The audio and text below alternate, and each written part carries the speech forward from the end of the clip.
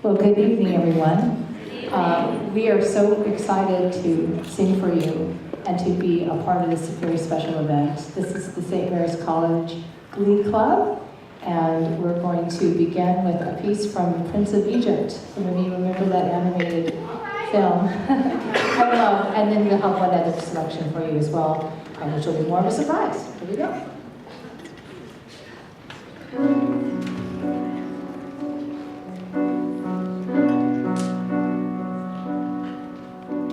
Many nights we prayed with no proof anyone could hear.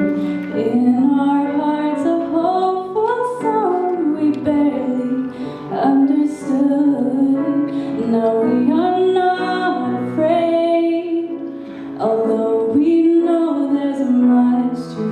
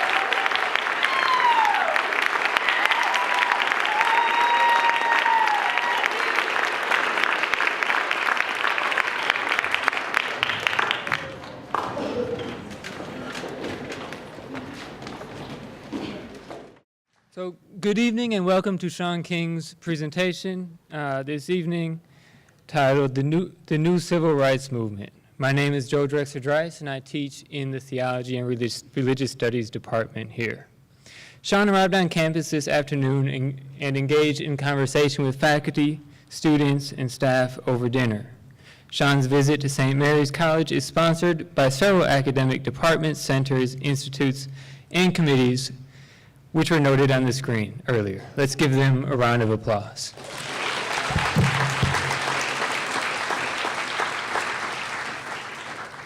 The presentation this evening will be 90 minutes, including a 30-minute question and answer period, which is an essential part of the program. SMC students will be given preference for, or with regard to the question and answer period.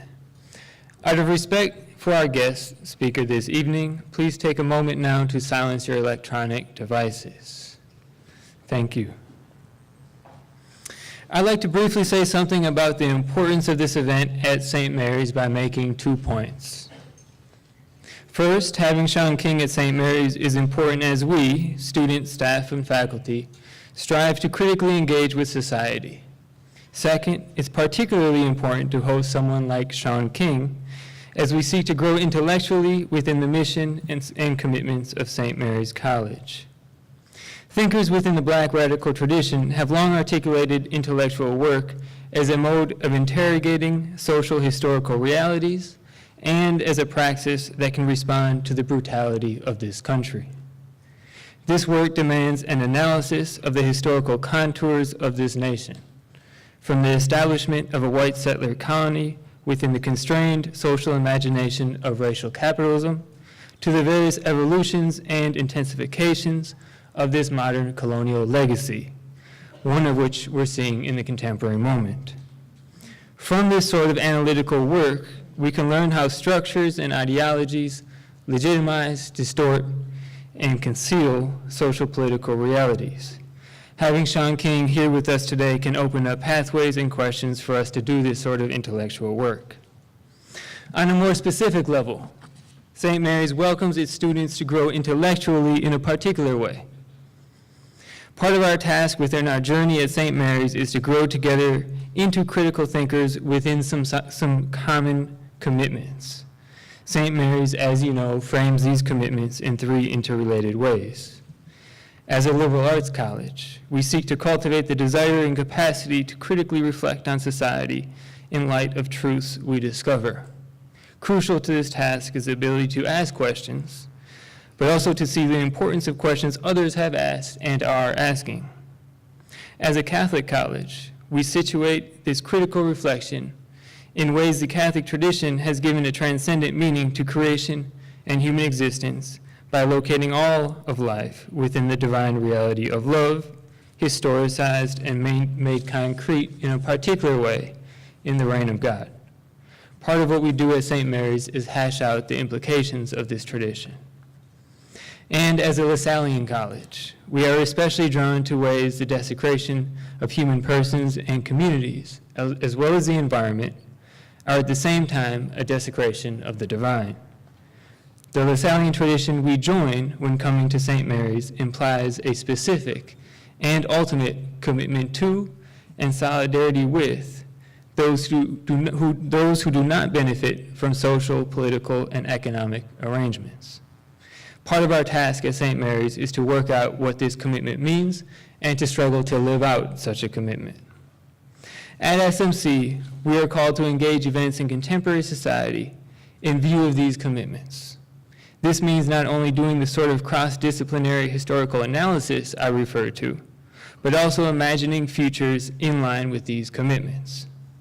Shaun King can help us to continue to formulate and pursue questions important to our individual and collective intellectual development, and to imagine alternative futures.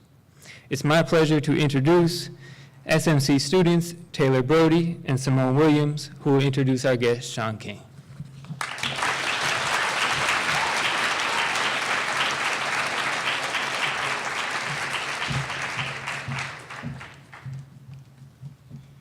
Well, thank you, Joe, for that. When history is written about Mr. Shaun King, it will divulge the story of a passionate activist who God has blessed to awaken those asleep, reinvigorate the complacent, and inspire generations to seek truth, racial justice, and equality. The power of his pen has energized generations, young and old, and in between, to fight oppression and racism. By placing a spotlight on some of the nation's most critical issues and educating about the importance of genuine equality, Mr. Shaun King has become an inspiration to many. The words and actions of Shaun King ring as a reflection of an activist devoted to justice. King brings to light injustices society attempts to conceal in the fight for empowerment and liberation. Activists like Shaun King remind us to live critically, present truth actively, and organize persistently. King has served as an inspiration and guide to many, including myself, and we are delighted to welcome him here today. Shaun King is one of many voices, though an increasingly prominent voice, within the Black Lives Matter movement. By using social media to highlight, amplify, and discuss news of police brutality and racial discrimination and other civil rights issues, King has become an indispensable source for extending crucial conversations about social justice and equality. Shaun King has written extensively about the Black Lives Matter movement, covering discrimination, police brutality, the prison industrial complex, and social justice in the wake of violence in New York, Baltimore, Cleveland, Ferguson, Missouri, Charleston, South Carolina, and other cities. He is senior justice writer at the New York Daily News, a regular political commentator for the Young Turks, and on the Tom Joyner Morning Show, and was justice writer for Daily Kos. Widely known for using Twitter and Facebook to tell micro stories of injustice, King's social media updates have influenced how the world knows about those most affected by racism and police brutality. A strong advocate for families, Shaun has become an extremely visible fundraiser for victims of injustice.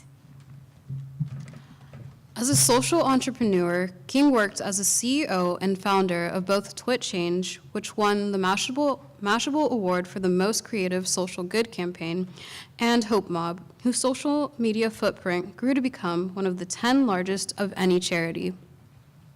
King is the author of The Power of 100 and has spent much of the past 15 years raising nearly $10 million for charities across the globe. King is the recipient of numerous awards, including the Epoch Humanitarian Award and the Hometown Hero Award from the Atlanta Journal-Constitution. He was also included in MSNBC's The Griot Top 100 History Makers. On stage, he draws from his oratorical skills developed in part from the 15 years he spent as a local pastor. Please join us in giving Mr. Shaun King a warm St. Mary's welcome.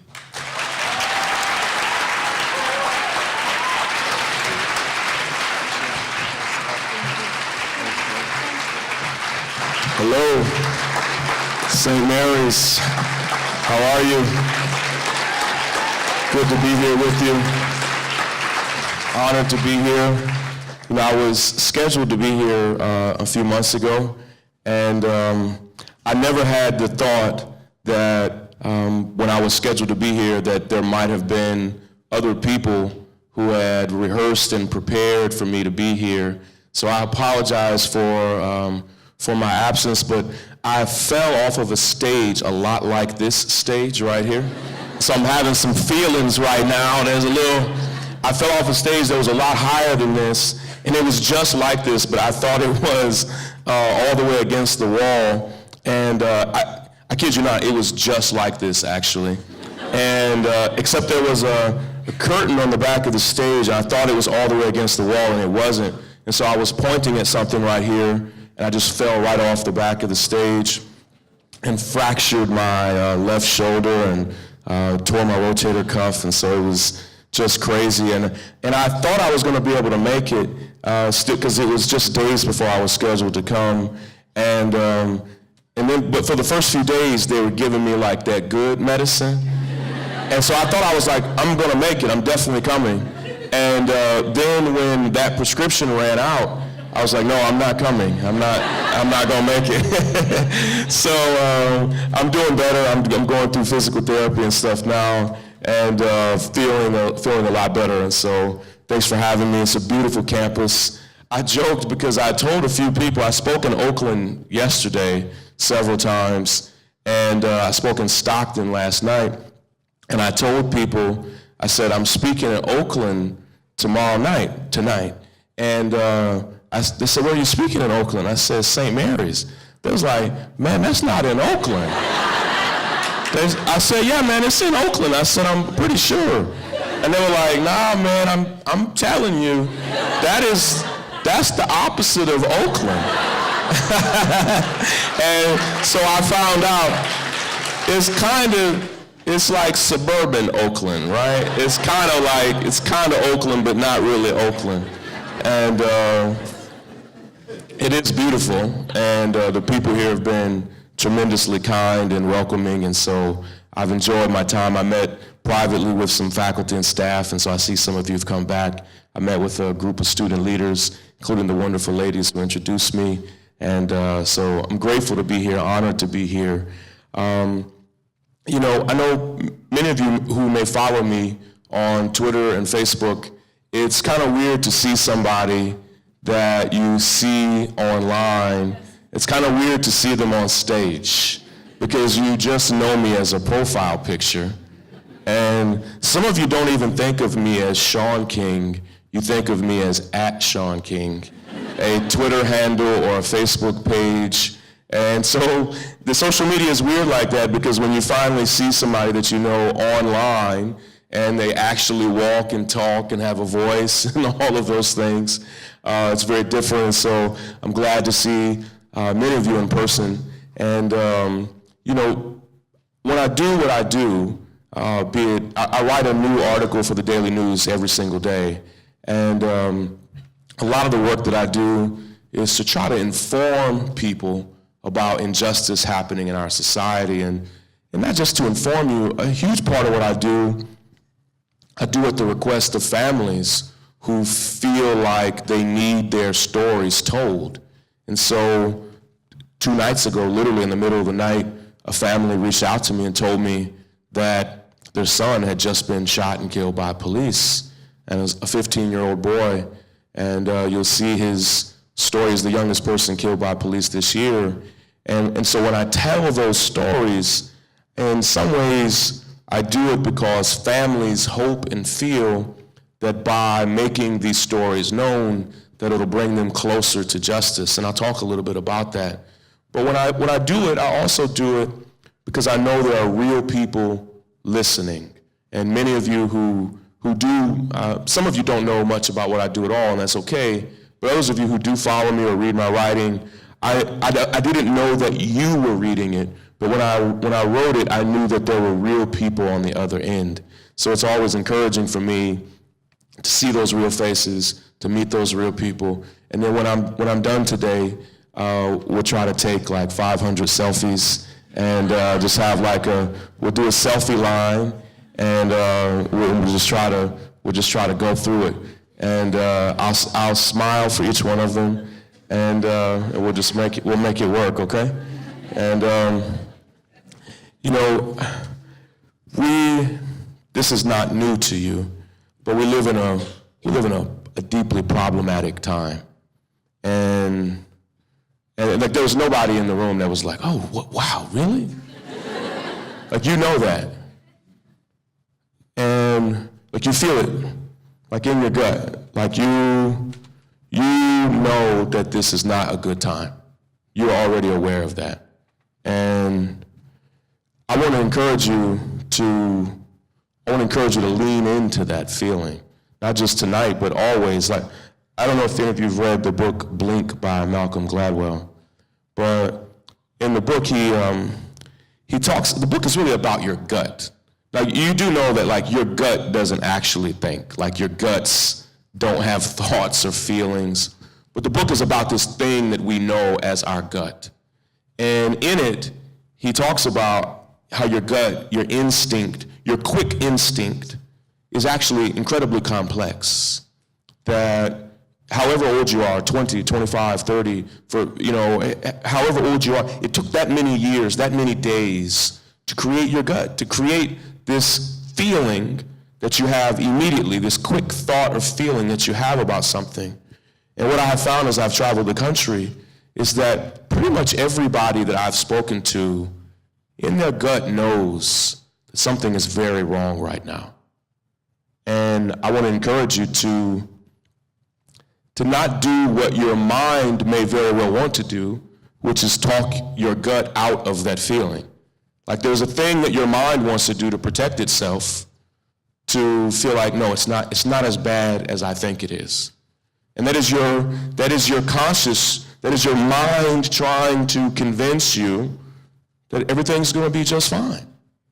I don't believe it is. I don't believe everything's going to be just fine at all. I don't think everything's just fine right now. I think everything is deeply, deeply disturbing. And I think you do. I think you know that. And I want to talk for a few minutes. And, but when I first graduated from Morehouse, one of my best friends and college classmates, Nathalia Gray, is here. And when I first got out of college, my first job was as a high school teacher. And I was in a teacher training program when I was in college like you. And I taught high school history and civics. And then for several years after that, I taught in prisons and youth detention centers all around Georgia. And part of what I had to do in that role, particularly when I was teaching in prisons and youth detention centers, my job, I had a grant that I was a part of, and my job was I worked primarily with young men who had just been convicted of very serious felonies. And they were teenagers, high school students primarily, sometimes middle school students, who had been tried and sentenced as adults, and they were about to go to adult prisons. And before they would go to adult prisons, they would spend 6 to 8 weeks in these transitional facilities. And I worked in those transitional facilities teaching them. Because even though they had just been sentenced as adults for sometimes horrendous mistakes that they made, and were about to go to adult prison, law still required they go to school. And so I had to walk in sometimes to a group of 20 teenagers who were about to serve 10, 20, 30, 40 years of hard time for a mistake that they made in an instant. And I had to teach them about the world. It was hard. I mean, it was incredibly hard. And it taught me the skill of how to simplify the complicated aspects of history in a way, because sometimes I would only be able to teach these kids for a few weeks, and then I would never see them again, and never hear from them again. And so I knew that I had just a moment, and I have found myself going back and leaning on those skills over these past few years. And so my primary role is as a writer for the New York Daily News, and I've written almost 1,500 articles over the past few years, every day, day in and day out. And I don't really see myself so much as a journalist, though. I still see myself as a teacher. And tonight, I want to teach you something. I know school's almost over, and some of your brains are completely fried, and you don't feel like learning much, but I hope to make it interesting. And what I hope you leave here with tonight is a new skill, a tool through which to see the world that we're living in. And this tool has helped me a great deal over the past 2 years in particular, and I hope to share that with you. I also want to give a shout out to the Glee Club. Wow, you all were great. And so thank you all for doing what you did. Wonderful. Oh, there you are. There you are. Beautiful, beautiful stuff. I had the thought, I can't sing a note. I can't sing at all. If I could sing, I would sing all the time. If I could sing, I would sing right now, just randomly. I've always thought, I've always been so jealous of singers that if I could sing, I would just sing all the time. Do you do that? Do any of you sing? A few of you, yeah. And if I could sing, I would. And so it's a wonderful thing to have a gift. And just so you know, I caught the meaning of those songs. I just want you to know I wasn't I wonder why they chose those songs. I caught it, and so thank you for doing some stuff with deep meaning. And it takes real guts. I get up here and talk and tell jokes, right? I learned my public speaking not from speakers, but I grew up in a house. I love my mother. She's sweet as could be. But my mother, there were pretty much no rules in my house growing up. We could pretty much do whatever we wanted to do. And so as a kid, as an elementary school student, I could listen to any music I wanted to. I could watch any movie I wanted to watch. I could buy anything that I wanted. And I was in 3rd grade, and I started buying comedy. Now, you all don't even know what these are. Cassette tapes. Some of you are I have to explain this to you. There are these little rectangular boxes with ribbon inside of them, and you put them into a machine, and there's a rubber thing that rubs against it, and it sends sound through the speakers. They're called cassettes. That's what came before CDs. CDs, for some of you who do not know what CDs are, came before MP3s, which is what you listen to on iTunes and the like. But I started buying comedy albums, rated R comedy albums. No, I kid you not, as a 3rd grade student, and I started buying Richard Pryor comedy cassettes, and I was hooked. It wasn't rated R. It was rated R plus, NC-17. But a lot of that went over my head. But he was just like an amazing, colorful storyteller. So for like from third grade through high school, I listened nonstop to comedy cassettes. And most of what I learned about public speaking, I learned from comedians, not from anybody like deep, or I did not learn public speaking from Dr. King or like an amazing, it was Richard Pryor. And that's where I learned. And so I said all to say that I get up here and talk and tell jokes, but getting up here and singing, wow, it takes guts. Like sometimes even while you were singing, I couldn't even look at you because I was just so nervous. I was just like, oh man, it's so hard. It's like I don't find what I do to be hard, but I find what you do. I guess because I can't do it, it just unnerves me to even watch it. But I was in grad school in the spring of 2015, and I was taking this class, and every time I teach this, I pray that the professor of this class is not watching. Every time I teach this, I'm taking a risk that she hears it and knows I'm talking about her. It's gonna catch up with me. I'm only like one class away from the program, and then I can finally say whatever I need to say. But I was in this class, and it was so bad. It was like the world's worst class. And I had the thought, I'm dropping this class. And it was just one of those things. It was just like, I'm not going to get anything from this. There's nothing this class could teach me. And I went and I looked, and there was really nothing else that I could add. And so I decided to stick it out. And the first class that I came back, there was a picture of this man, Leopold von Ranke. And I can't explain it, but I didn't want to learn anything from him. And I just felt like this portrait is probably from the mid-1850s. He's a well-known German historian. I had not heard much about him at the time. I think I'd faintly heard his name. But where I was at that point in life, I just thought, what is this? How is this going to apply to me? And it turned out to be deeply relevant. And I want to share a lesson that I learned from Leopold von Ranke that I think will help you. It helped me tremendously. I'm so glad that I did not, the class was bad. But I learned, like sticking it out, I learned something incredibly priceless. And,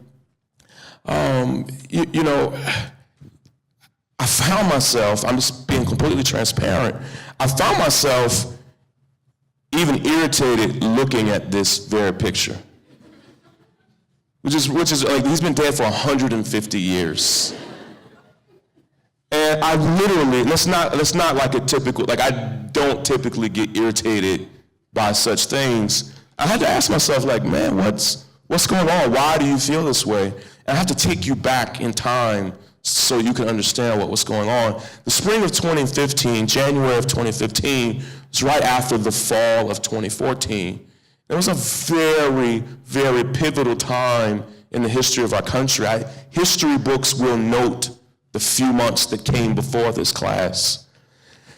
In July of 2014, I was not doing what I'm doing now. I was not seen as an activist. I was not writing for the Daily News. I was not writing for anybody. I was living here in California.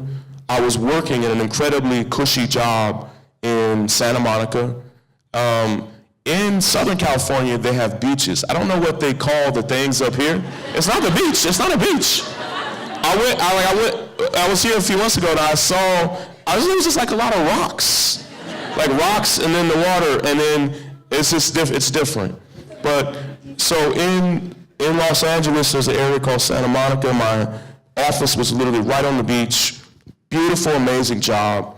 And I was the director of communications for this environmental charity called Global Green. And I was doing something altogether different.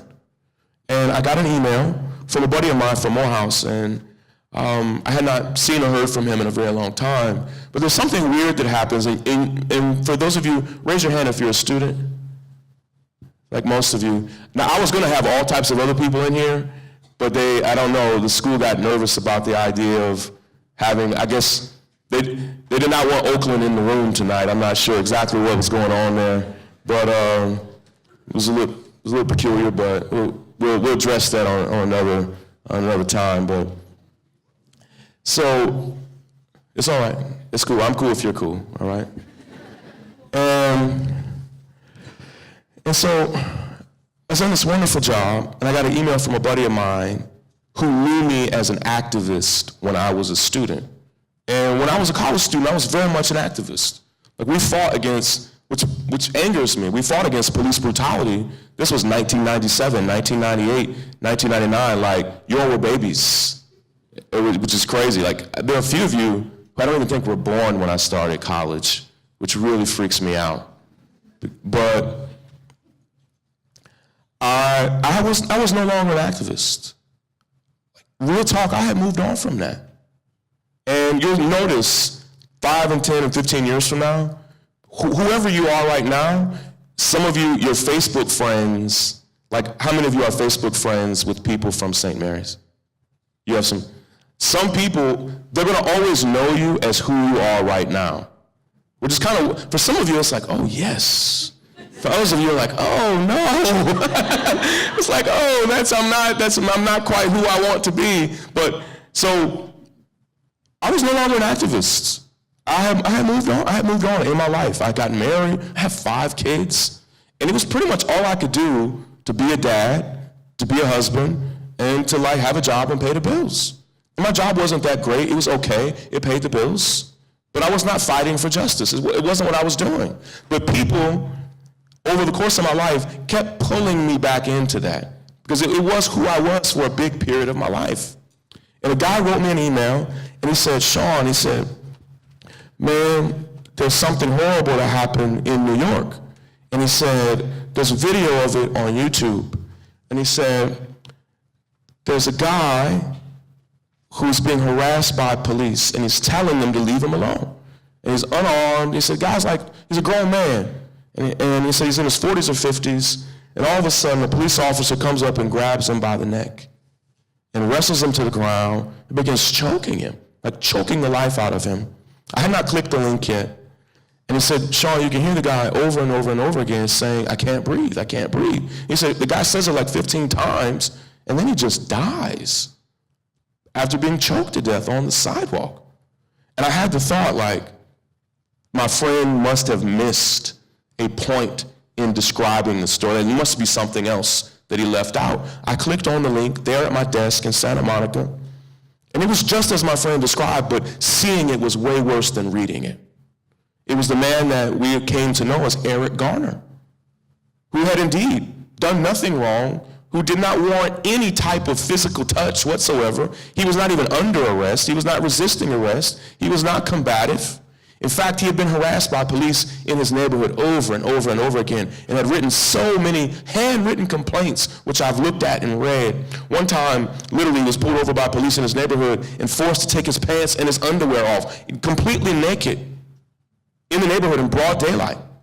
He was so deeply dehumanized by it that that was when he first taught himself how to file a citizen's complaint. This was years before they killed him. And I saw that video, and I had learned it had not gone viral, it had not made the news yet, only a few thousand people had seen it. I had learned in the following days that, like me, he is a father with a big family. And I can't explain it, but the story in the video, it put its hooks in me. And I just couldn't shake it. I couldn't forget about it. And I just felt like what I had seen was so deeply wrong that I thought I had to do something about it. I was not an activist. I was the director of communications. I was like the email and social media guy for a charity fighting for green energy. I wasn't doing this. And so I literally just started writing my thoughts about what I saw in that video on my Facebook page. It was not a verified account. I have now like 1.5 million people on there. It was like 4,000 or 5,000 people. And they were people that I knew and had met across the years. It was a personal, private Facebook page. And I taught myself how to illegally download YouTube videos and how to edit them and put captions on them And I started uploading it and sharing it because I had the thought, and it made a lot of sense to me then, I had the thought, if I share this video, somebody's going to be held responsible. It made sense to me sitting at my desk in Santa Monica. And then I found out that it was illegal, that the chokeholds had been banned by New York for 10 years. And I thought to myself, like, all right, we got this. Somebody's going to go to jail for this.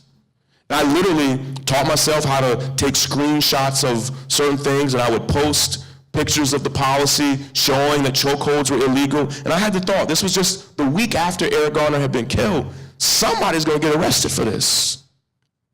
And for a few weeks, it was all I talked about. I literally started doing a terrible job at Global Green.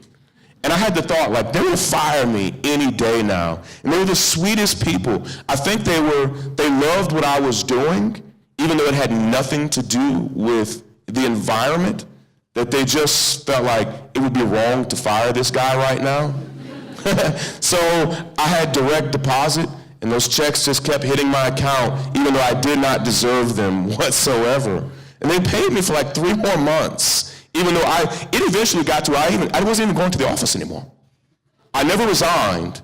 I just quit going to the office. I just kept doing the work, and they just kept paying me. And it was like we had a silent agreement that they knew what I was doing, and eventually we were going to talk about this.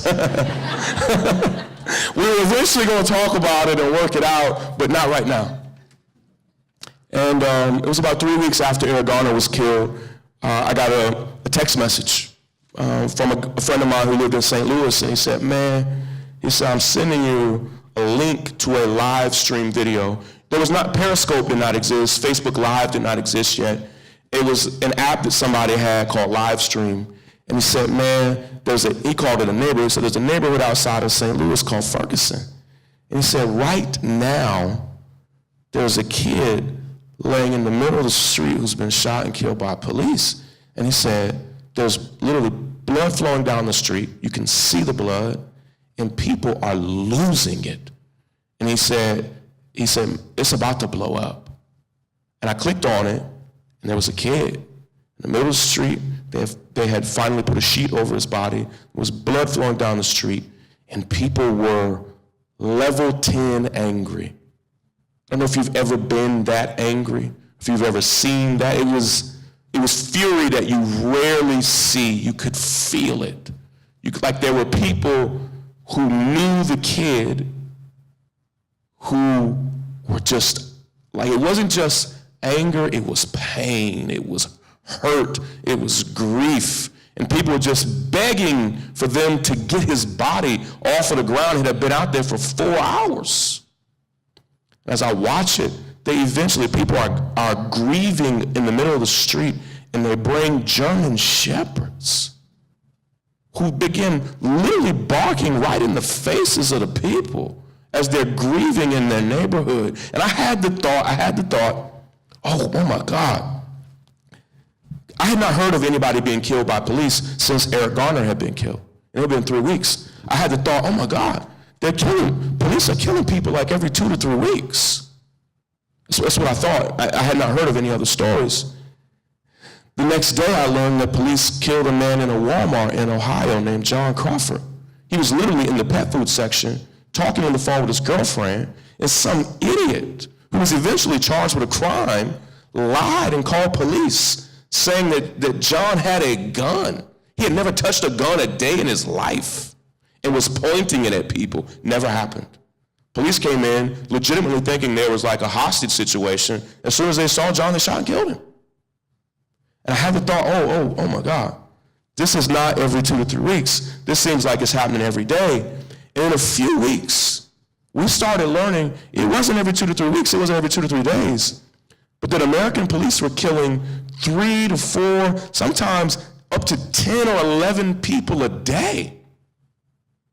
And then we came to understand that there are countries all over the world whose police forces in the entire country had not killed people in years. And we came to understand, we just didn't know. We came to understand that police brutality was a much bigger problem than we understood. So we started fighting for justice for Eric Garner, and fighting for justice for Mike Brown, and fighting for justice for John Crawford in August and September and October.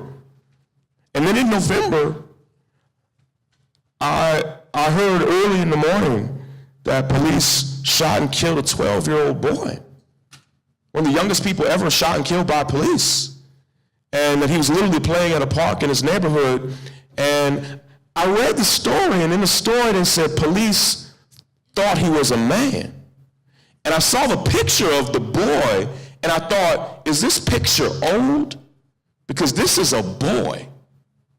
And then I found out the picture that everybody was showing of him was 3 weeks old. He was a boy. Tamir Rice, he was a baby-faced sixth grader. There is no man on earth who looks like him. He's a boy.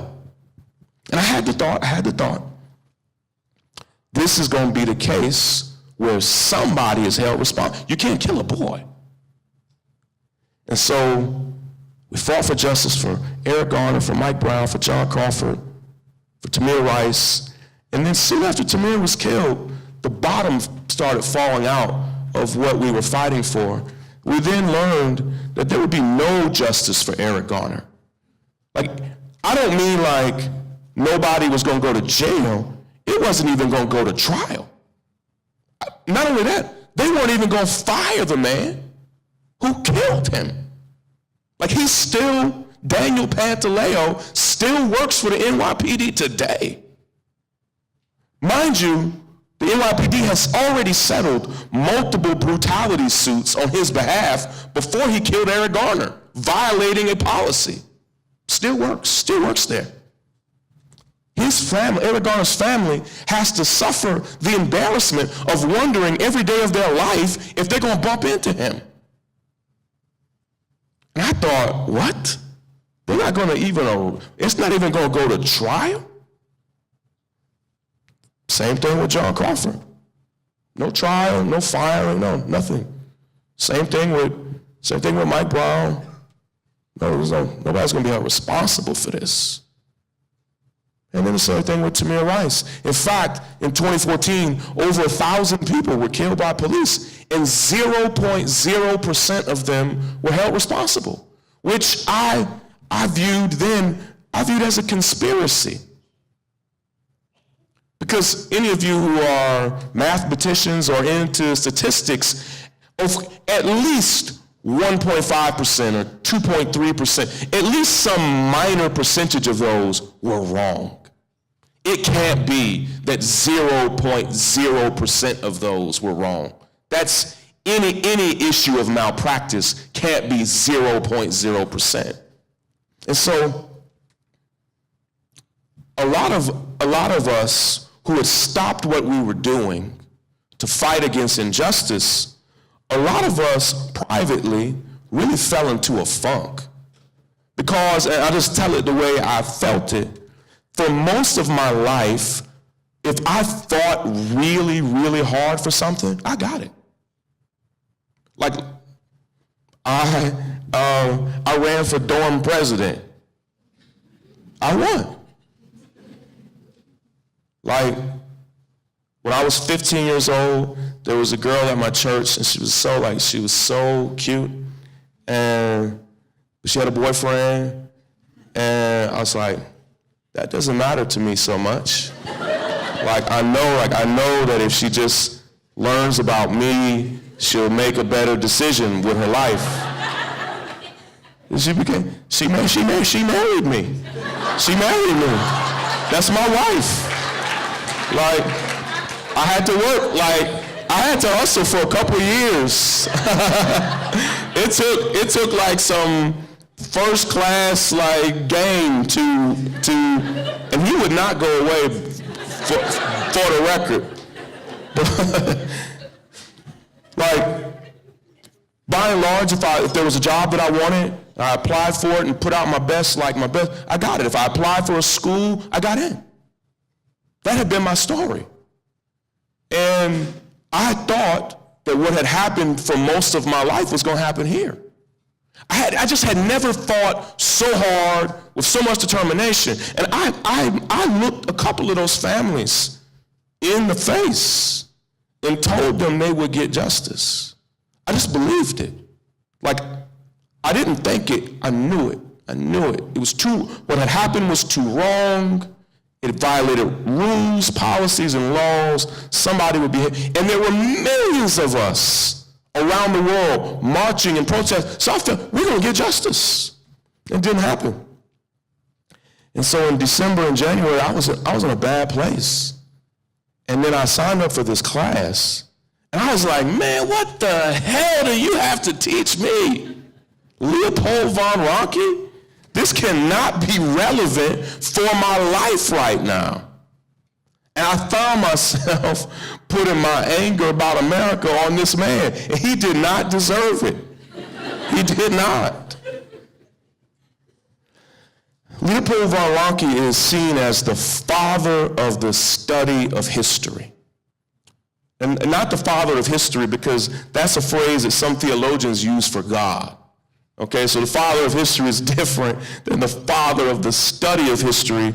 And for a lot of you who use Wikipedia, my Wikipedia page sucks, by the way. Like, you have no idea how complicated it is to change stuff on Wikipedia. It's a whole nother, invite me back and I'm gonna tell you a real juicy story there about that. But Leopold von Ranke has a much better Wikipedia page than I do. And so for those of you who somebody's not real till they're on Wikipedia, you can learn more about him there. But they call him the father of the study of history because history as an academic discipline did not really exist before him. Of course, people had studied the past for thousands of years. People told stories about the past, they wrote books about the past, but you could not get a bachelor's or a master's or a doctorate in history before him. He had the thought, because he loved the past, he had the thought, people need to be trained on how to properly study this. And to do that, we need to create rules and guidelines. We need to create structure around it. You could study economics, you could study chemistry, you could study mathematics, you could study all these other things. And he said, if we're going to study the past, we need to formalize it. And so he started creating rules and guidelines. And he was an early pioneer in making history into something you could be trained and earn a degree in. He pioneered that. He created that. People had written about the past for thousands of years, but he formalized it and added structure to it. And one of the first things that he did was very cool. He created a timeline of human history. And he decided, now that sounds very simple, but you have to realize that he lived in a time not only where there was no Wikipedia, but there were no computers, there was no internet, there was very little international travel, there was very little, when we talk about electricity and telephonic communications, by and large, people lived very isolated in where you were born. For a lot of people, is where you lived and died. And people often would know the history of the community around them, but rarely did people know the history of the world. And even in the mid-1800s, a lot of people didn't even know what the world looked like. Like literally, some people didn't know. Obviously we had never traveled to outer space. There were so many things that had not happened yet, and most people didn't understand the history of the world. So he decided to create this timeline of human history.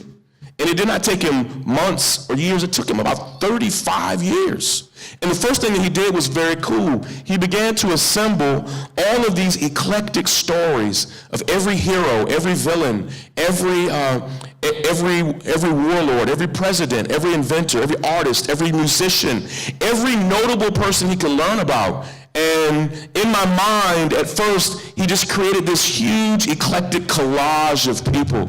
Like, I love that Chewbacca is on here. And Chewbacca was definitely not on Leopold von Ranke's timeline of human history. But there was something really weird that happened. You have to think about it. In the 1800s, again, no Google search, none of that. There were times where he would learn about myths of human history where he wasn't sure, did this really happen? And again, the ways that we now prove whether or not Zeus existed. The way that we now prove that no, Chewbacca is not actually a big hairy man, like that this is a fictional creation, those ways didn't exist. So one of his biggest struggles was to find out, okay, is this a fable? Is this real? And it took him decades, and so he created this timeline of human history. And he saw something right away, and it's the primary lesson that I want to teach you. I'm going to teach it from a few different angles.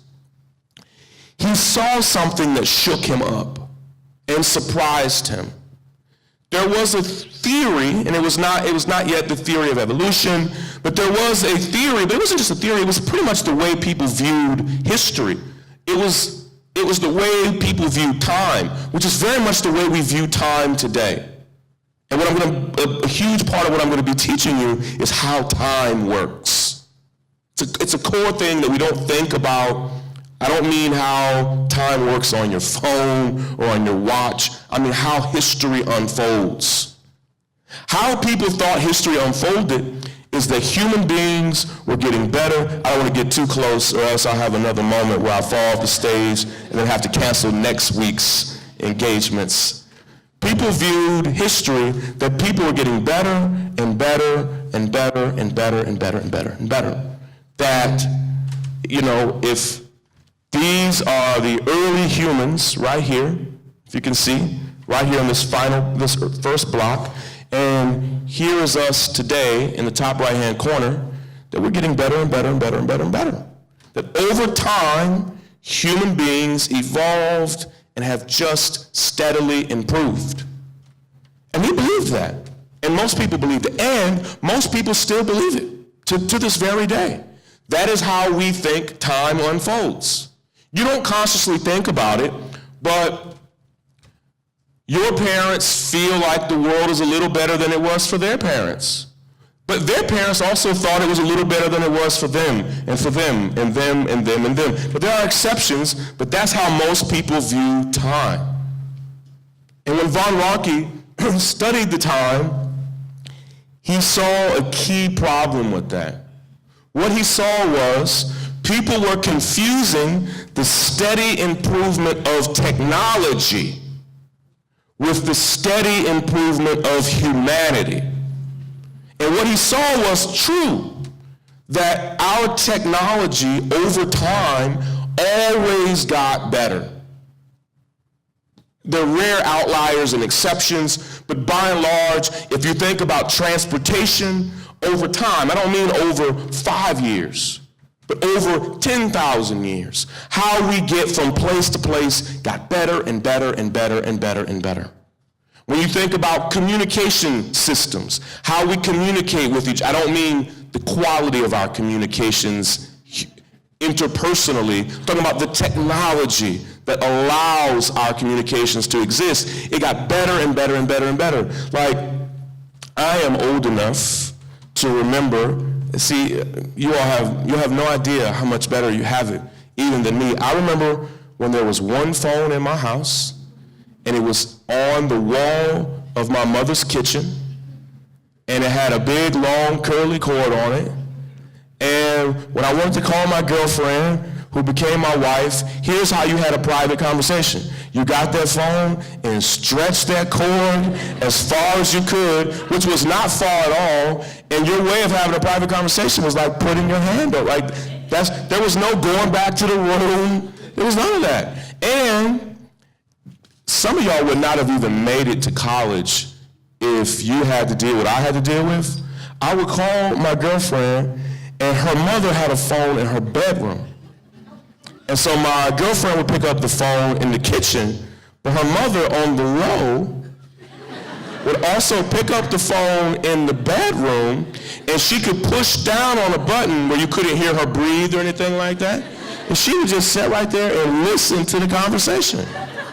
Some of y'all would be in so much. I see a few of you like totally guilty looks on your face right now.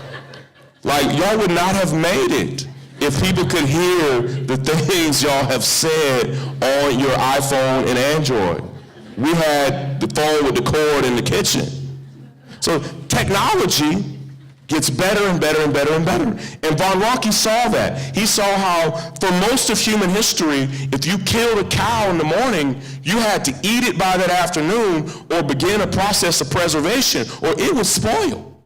And he talked about, wow, we are finding new ways to refrigerate meats and foods. We're finding ways to transport these things. He talked about medicine. And he talked about how for most of human history, if you had surgery, you were awake. And he said, wow, we found these ways to put people asleep during surgery. And then he talked about how so many people were not waking up. Like they had not yet perfected the science. They had perfected the science of putting you to sleep, but not yet perfected the science of waking you back up from the sleep. So what he saw was technology was getting better and better and better and better. But when he looked at humanity through time, the gadgets kept getting better, but the people did not. He said this was an accurate representation of technology. But when he looked at time, this is just a timeline of the history of London, when he looked at humanity, it looked more like this, that sometimes people were amazing.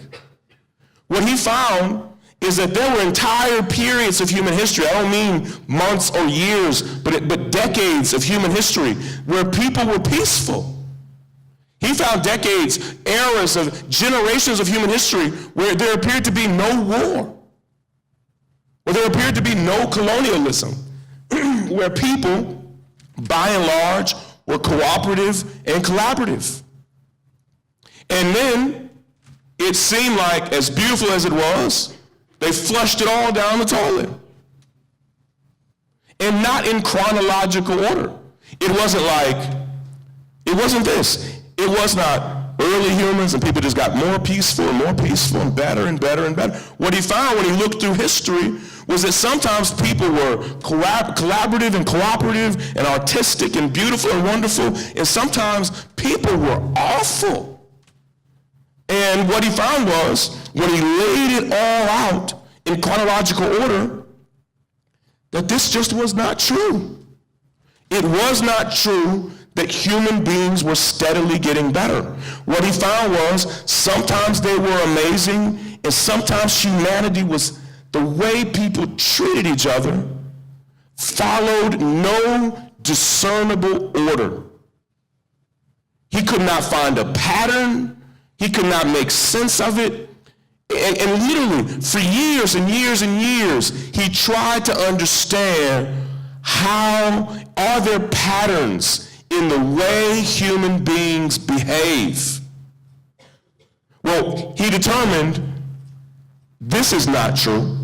They're definitely not always getting better. And the only thing he could say,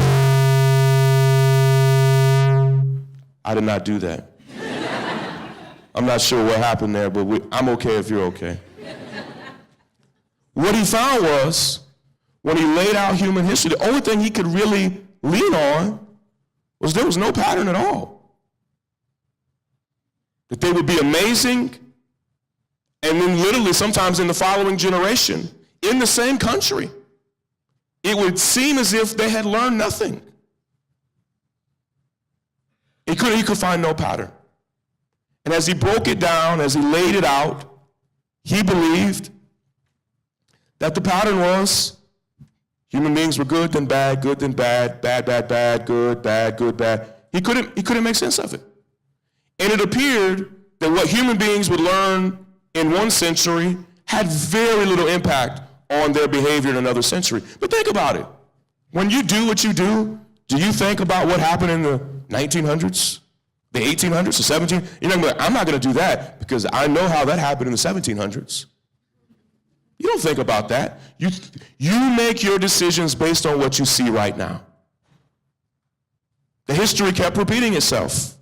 And what he found was that people wanted to believe that time unfolded like this, but it doesn't. And I want to break that down in a way that you'll struggle to forget it. If this is true, if we're getting better and better and better and better, how do we explain this? This is a diagram Now, this is not an artist rendering. This is an actual diagram from the transatlantic slave trade, where people whose profession it was to buy and sell human beings wanted to figure out how many human beings can we fit on this ship to sail across the world. And this was not a blip in human history. This happened for about 350 years, with not thousands of people, not single millions, but at least 30 million human beings bought and sold and traded around the world like spices, like fabrics. Because here's the thing, let me break it down. This happened, okay? And if this is true, if this right here is early humanity, and that is us today, I've broken this down in terms of a chronological order of human history, then this right here happened about right there. In the scheme of human history, this did not happen here or here or here or here. It happened about midway through the final bar.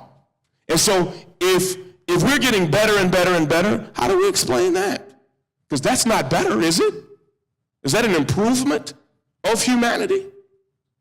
How do we explain this? How do we explain, see, this is a diagram, this is a man. How do we explain the wounds on this man's back? If humanity is steadily getting better, how do we explain him? If this is how time unfolds, how do we explain the horrendous parts of human history that have happened? Like, there was a daughter of a slave who voted in this past election. Like, that's how modern it is. Like, we're not talking about distant history. We're talking about slavery. We're talking about something that happened right here. How do we explain this? If humanity is steadily getting better, how do we explain the Holocaust? All up and down California, there are survivors of this living in California who, mind you, are speaking out more than they ever have, telling people that what we are experiencing right now in society painfully reminds them of things they've seen before.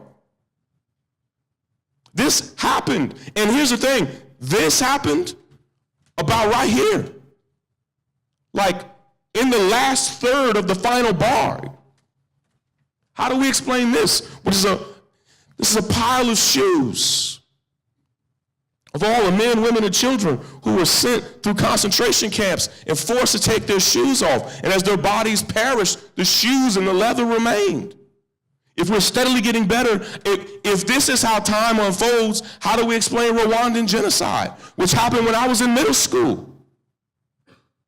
Where over 1 million people were hacked to death in about 90 days.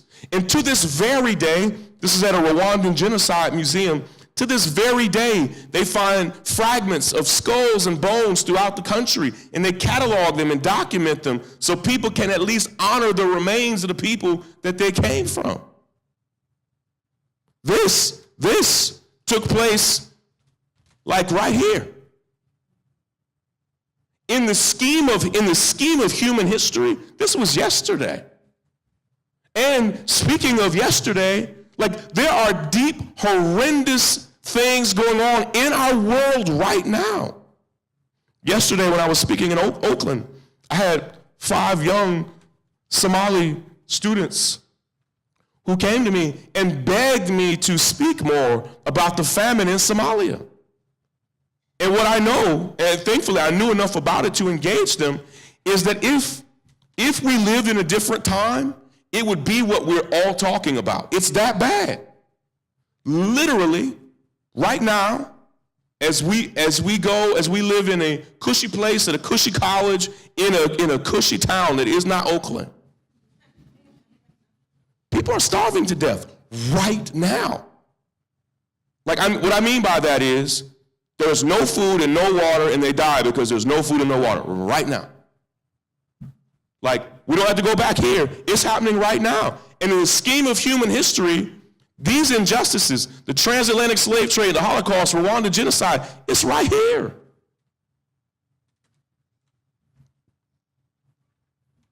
All of this happens because This is not true. And I need you to understand this core principle that shook Von Ranke up, but it did not force its way into the way we think about time. People still believe this is true. But if this is true, how is this true? 102 unarmed black men, women, and children were shot and killed by police last year in this country. Now, 102 may not resonate with you. Is that a lot? Is it a little? And it's a number. It's digits on a screen. But these were sons and daughters, mothers and fathers. These were beloved friends. For these 102 families and networks, these were not hashtags.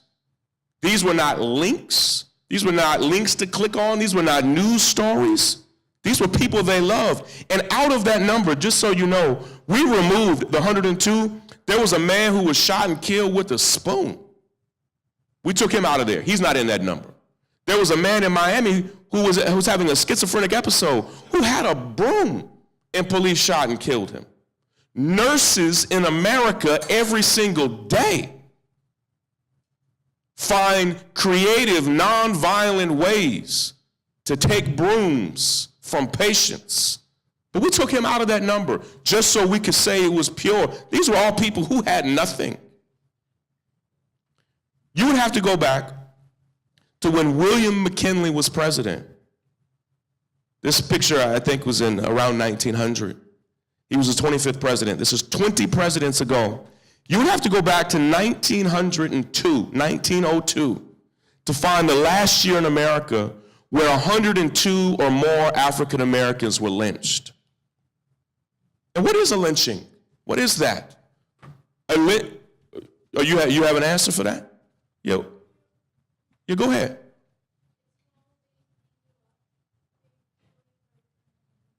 Well, it's not just the method of death. It's not just a matter, those are ways to kill people, but lynching is denying people a right to a jury of their peers. Lynching is often when someone is either hated or suspected of a crime, and you kill them without giving them, you basically serve as judge, jury, and executioner. And that's what police across this country are doing. When someone is completely unarmed and you kill them, and they're often wanted. Walter Scott was pulled over in South Carolina for having an expired license plate and gets shot in the back 6 times. Unarmed? How does that happen? He's in that number. If we are steadily getting better, how do we explain this? I don't know how many of you have Netflix, but I would encourage you to watch the documentary 13th. It's a powerful documentary. And if when you sign in to Netflix, it just suggests like Ed, and Eddie, you need to start like diversifying what you watch. Because it suggests things based on what you watch. And so you need to click on the documentaries link or just type in the numbers 13th. You need to watch this documentary. It's a powerful documentary from Ava DuVernay. They could have called it The New Jim Crow. And the scholar, Michelle Alexander, who wrote the book, The New Jim Crow, which you should read, it's mandatory reading. She's in the documentary. And in the book, The New Jim Crow, and in the documentary, 13th, they break down particularly something that happened right here. And in the Nixon administration, just years after the Civil Rights Act and the Voting Rights Act passed, Richard Nixon and his director of policy, who they quote in the documentary, is crazy. They literally asked themselves, how can we criminalize blackness without people knowing that's what we're doing? Now, what's particularly crazy about it is Rudy Giuliani, and this was included in Hawaii's decision to overturn Trump's second Muslim ban. Rudy Giuliani said on Fox News that Donald Trump came to him during the campaign and said, how can we ban Muslims from entering the country? And Rudy told him, well, you can't say that. But there's another way. And they literally used those words the judge did in the decision in Hawaii to say, no, your goal was to target people of a particular religion, and that's illegal. And so what we're seeing is the very same thing that the Trump administration is now trying to do with Muslims. Richard Nixon administration said, how can we criminalize blackness without actually saying, hey, it is now illegal to be black in America? Because of course they knew they could not do that. And they said, we have a way. How about we enforce certain laws only against black folk? So which laws? Drug laws. We will almost exclusively enforce them. We'll even call it a war. We'll call it a war on drugs, but it is actually a war on black people. But they could not call it a war on black people because people would know. So they called it a war on drugs. It was not a war on drugs. Drug rates, drug use have not gone down ever. It was a war on people. And that was their goal. They quoted the director of policy for Richard Nixon. And here's what they did. Here's the thing. For most of American history, the prison population stayed below 200,000 people. And people look at this chart and they say, oh my God, the justice system is broken. And I have to tell people, no, you're almost right. But it's not broken. This is on purpose. This right here was designed to function this way. I'll tell you when something was broken, right here. It stayed under 200,000 for, this chart goes to 1925. The United States had under 200,000 people in prison for about 300 years, okay? And look, right here, it barely creeps above 200,000. That's the system broken. And guess what it did? It fixed itself. And it went right back under 200,000 like it had done for the previous 300 years of American history. Then right here, they decided, let's enforce these laws. And then they said, when that's not enough, let's create new laws. Let's say, for instance, let's send you to jail for 10 years for crack cocaine, but 3 months for powder cocaine. I don't know if you know the difference, but crack cocaine is just powder cocaine that's been cooked. Except one was primarily used in black neighborhoods and one was primarily used with white folk. The one that was more potent was the powder. Let's send people to rehab for the powder and prison for the one that's been boiled. Literally, it's still happening to this very day. So, there was a 30-year study, and I would encourage you to Google these words, Washington Post, black-white drug disparity. And it'll send you, the top link will be this story, Washington Post, black-white drug disparity.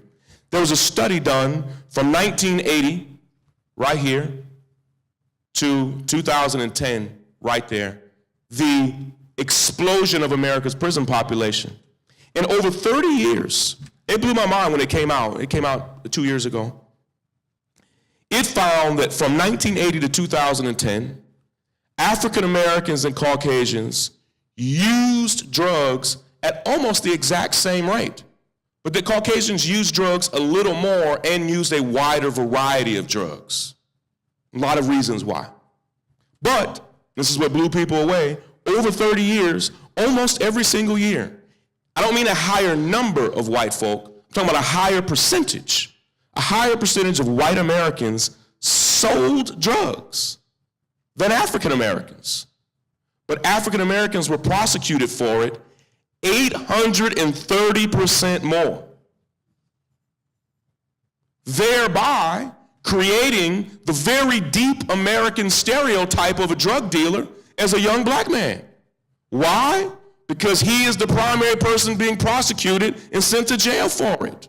Not because it's the reality, but because that's who's being prosecuted for it. So how are we steadily getting better when this has happened on our watch? How are we steadily getting better if this is true, and it is true? These are stats, that we incarcerate more people in sheer number and percentage than any country in the world. We currently have a higher percentage of our people in prison than South Africa did at the height of apartheid. Currently, right now, the United States has more of its citizens in prison. I want you to know where we are. We currently have more of our people in prison than any country in the history of the world. No country ever has had more people behind bars than more of its citizens behind bars than the United States does at this very moment. That is who we are. We live in the time. The deadliest hate crime against African Americans in almost 85 years did not take place in the 50s or 60s, but took place in 2015 when Dylan Roof walked into a church in Charleston, sat through the entire Bible study, then shot and killed the pastor and 8 other folk. You live in the time of the deadliest hate crime. You live in the time of the highest incarceration rate. You live in that. See, I have to say that because it's hard to know a moment in history when you're in it. Like right now, when I wake up, I don't think, where am I in the scheme of human history? If you're like me, I'm thinking, I gotta be somewhere in a hurry, I have things to do, I have assignments, I have responsibilities. You're thinking, I need to brush my teeth, where's my deodorant?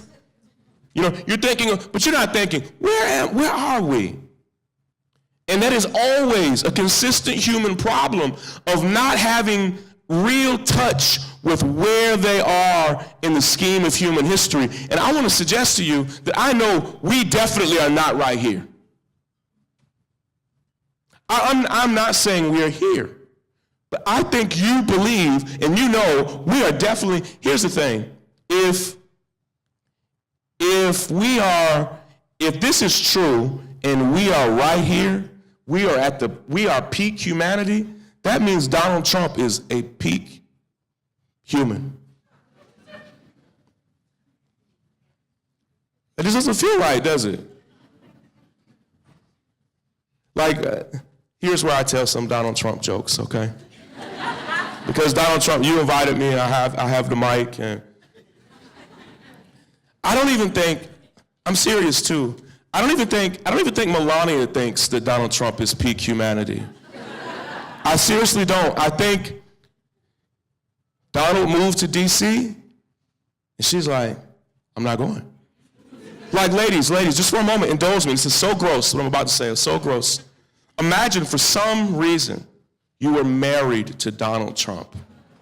I'm so sorry.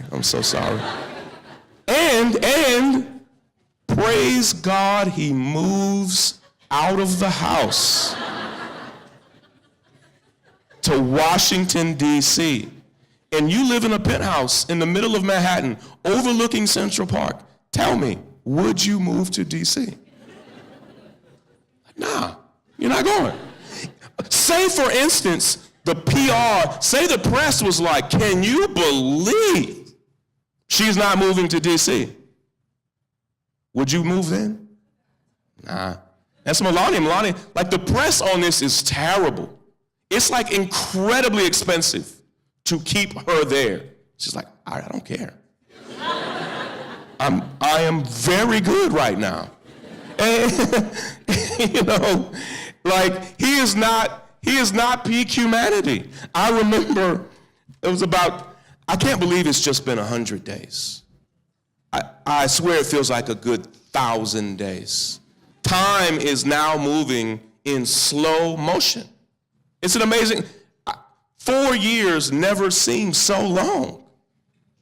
And so 10 days into his administration, he wrote a tweet, and he had just signed the executive order for his first Muslim ban.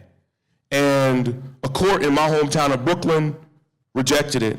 And then another court in Boston rejected it.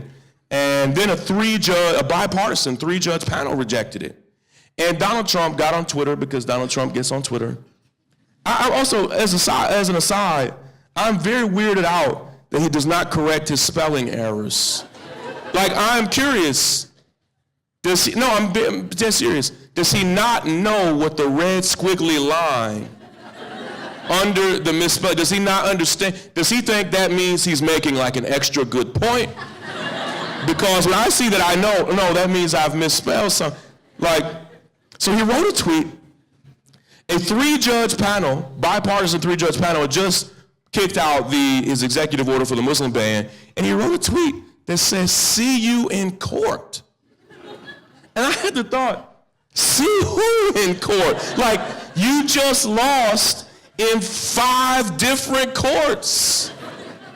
And then I realized, I thought about it for a minute. He doesn't really mean see you in court. See, he's 70, he's not a teenager, but what he really meant was catch me outside. You know, the catch me outside girl, you know what I'm talking about? What did she say? She said, how about that, right? That's what he was saying.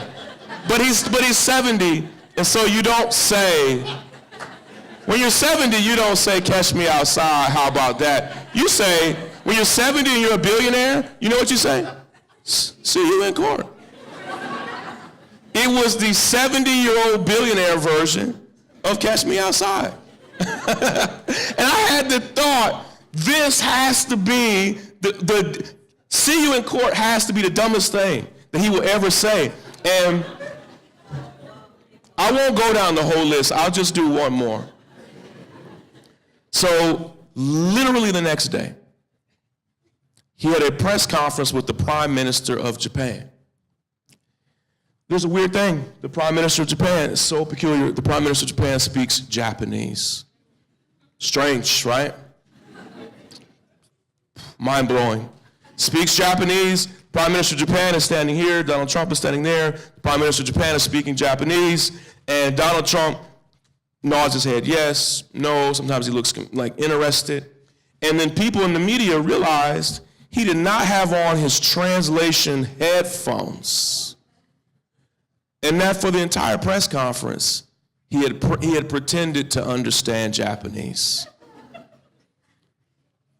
What was he shaking his head yes and no to? And I had the thought, I think pretending to know Japanese is dumber than saying see you in court. And it has continued and continued and continued. And as I saw it, I thought, this is not how, he is not. This cannot be peak humanity. That this is how time works. Now, I'm not saying here is Barack Obama and here is Donald Trump. But I may be saying here is Barack Obama and here is Donald Trump, or here and here. We have, thankfully there are no children in the room, but 17 different women who were not seeking any monetary compensation for this suffered the public shame of coming forward and saying he either sexually assaulted or sexually harassed them before he was elected. Then, before the election, a recording was released of the man who is now our president, openly admitting that he uses his power and celebrity first to kiss women he doesn't know out of the blue, which is like really weird and creepy. And then when Billy Bush, who lost his job for laughing at Donald Trump and just not stopping him, he got fired. Billy Bush got fired when this video was released just for participating in the conversation. Donald Trump then seeing like, oh, he's listening, then said he grabs women by the genitals. I thought, he's toast. There is no way that, this is October, I think, there's no way this man's gonna win the election next month. He cannot. You know when he can? When you're in one of these dips. He wins the election in the dip. He could not have won here, or here, or here, or here. He wins down here. It's where it is a deep sign of our time that the New York Times does. I think they won a Pulitzer Prize for this piece, does an expose on Bill O'Reilly 8 weeks ago, exposing to America for the first time that he had paid out millions and millions and millions of dollars to women over a period of 20 years because he consistently sexually harassed them and was recorded, just to be clear, was recorded masturbating on the phone with women women from work when he would call them, and paid them millions of dollars because they had recorded him doing this, and they were in a corner. Fox decided to keep him because they don't value women, they value ratings, and kept it on the low. Their CEO, Roger Ailes, did the same stuff, also paid millions and millions and millions of dollars to woman after woman after woman at Fox News. And then it got public, and Donald Trump said, I'm standing by Bill O'Reilly. Why? Every corporation, except for a few, pulled out, and Fox News, to be clear, fired him, not because they now value women, but because they need those sponsors. Because a man on the air last week was caught on air doing something nasty again. They're consistently nasty. That happens here. It happens down here. We are here. And I need you to understand where we are, because if you don't fully understand and grasp the reality that we are in a dip in the quality of our humanity, we could be stuck here for a very long time. I want to speak for a minute about white privilege. I want to speak about it with a degree of sensitivity, but with the reality that many people are saying now that there is no such thing. And I'm sensitive to that because privilege is such a thing that when you have it, you rarely know you have it. I shared with a group of staff members earlier. I used to pastor a church in Atlanta. And in this church, women, like in most churches, women were far and away our best leaders and volunteers. And our board was made up primarily of women, and there were a few men, but it was primarily women. And a woman on our board, one of the most amazing leaders in our church, came to me after a board meeting. This was 10 years ago, 2007 or so. And she said, Shaun, and it wrecked me what she told me. She said, Shaun, in the board meeting, you consistently interrupt the women, but you never do that to the men. And she gave me a couple examples, and I was thinking, protective of myself, I was thinking, I didn't say it out loud, but I was thinking, I don't do that. When you've been accused of something that you're not very proud of, your first instinct is like, I don't think that's true. And then she said, actually, you've done it in several meetings. And I just wanted to see if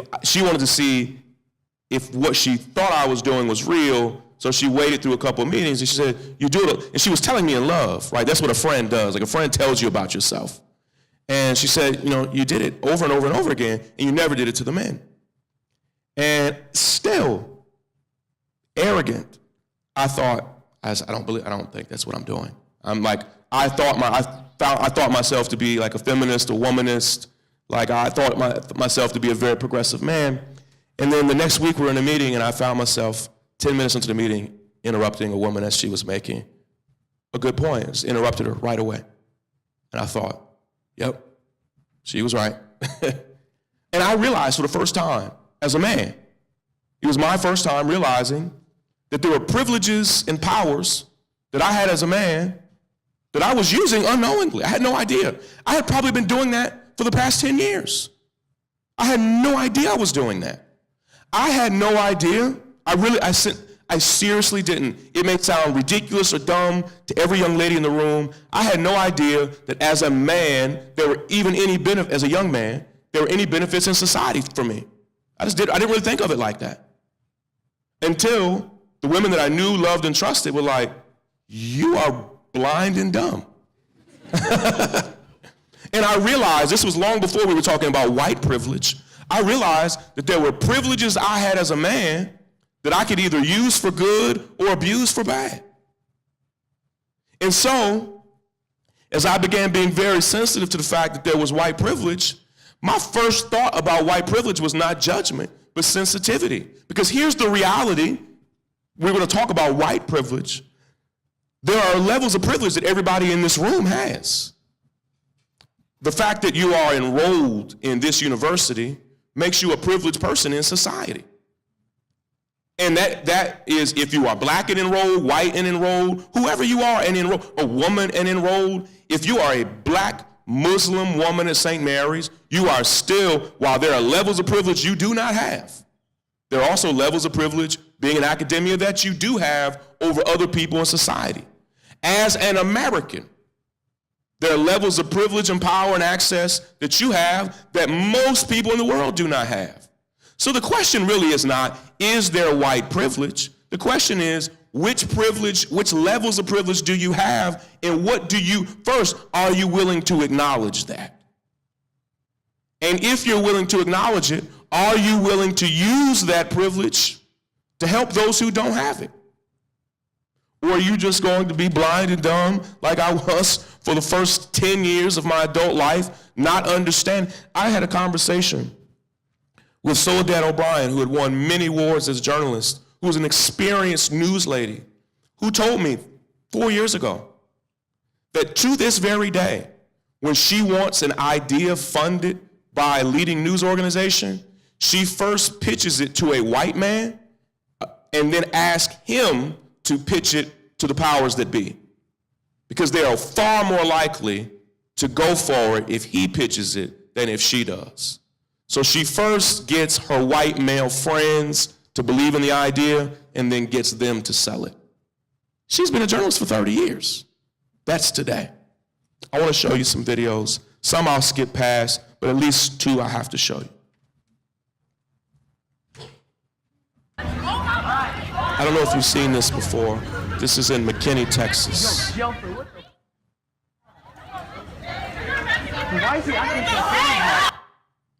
One second, let's see if I can pause it. I don't think I can pause it. Let me see. Just watch it while I pause it.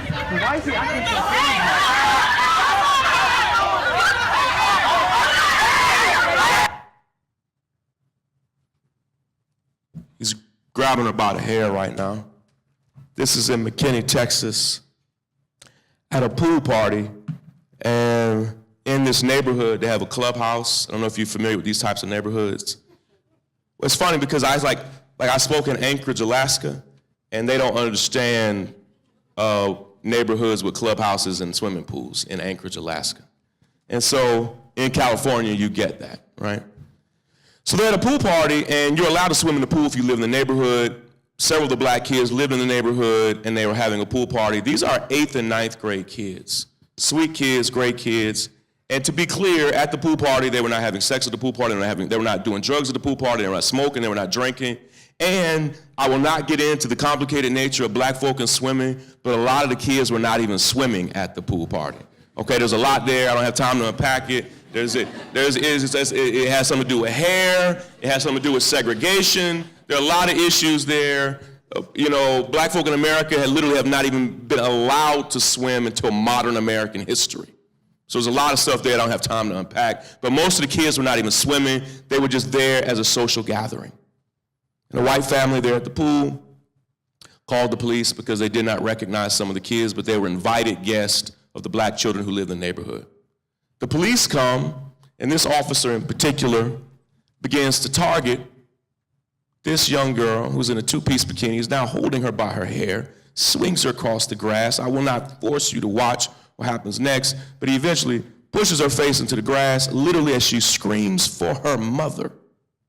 Like literally, call my mama. And he fully gets on top of her, putting his full body weight on her. She's done nothing wrong, like nothing.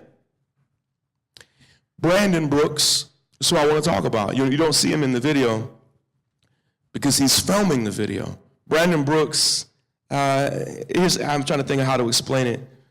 Most groups of black friends have one white friend who's a part of the crew, okay? Brandon is the white friend in the black crew, okay? And so Brandon, cool guy, chunky, sweet 14-year-old boy whose most of his friends just happen to be black. And as Brandon, I want to show you something real quickly. As Brandon sees his friends laying on the ground, he has the thought, something weird is going on. And he has the thought, for some reason, every friend of mine was either made to get on the ground or, was somebody doing the audio? I don't know if there's somebody on audio. I want to play the video, but turn the audio down for a second. You know, he has the thought, and he used, are there any Harry Potter fans in the room? Harry Potter, don't lie. You know, you love it. You love, yeah. See, I said don't lie, and some hands went up a little higher. Brandon, here's the phrase that he used. Brandon had the thought that, oh, there you are. I forgot the sound guy was up there. I was like, where in the world is the sound? There you are. Brandon had the thought that he had on a cloak of invisibility. And I'll show it to you. Yeah, thank you. So the sound is some of what makes it so terrible. So these young boys had already been forced to get on the ground, they had their hands behind their back, and Brandon says, all right, I'm gonna pull my phone out and film it. Watch what he does right here. These young boys have the thought they're gonna help. Watch what he does. He pulls his gun out to shoot them.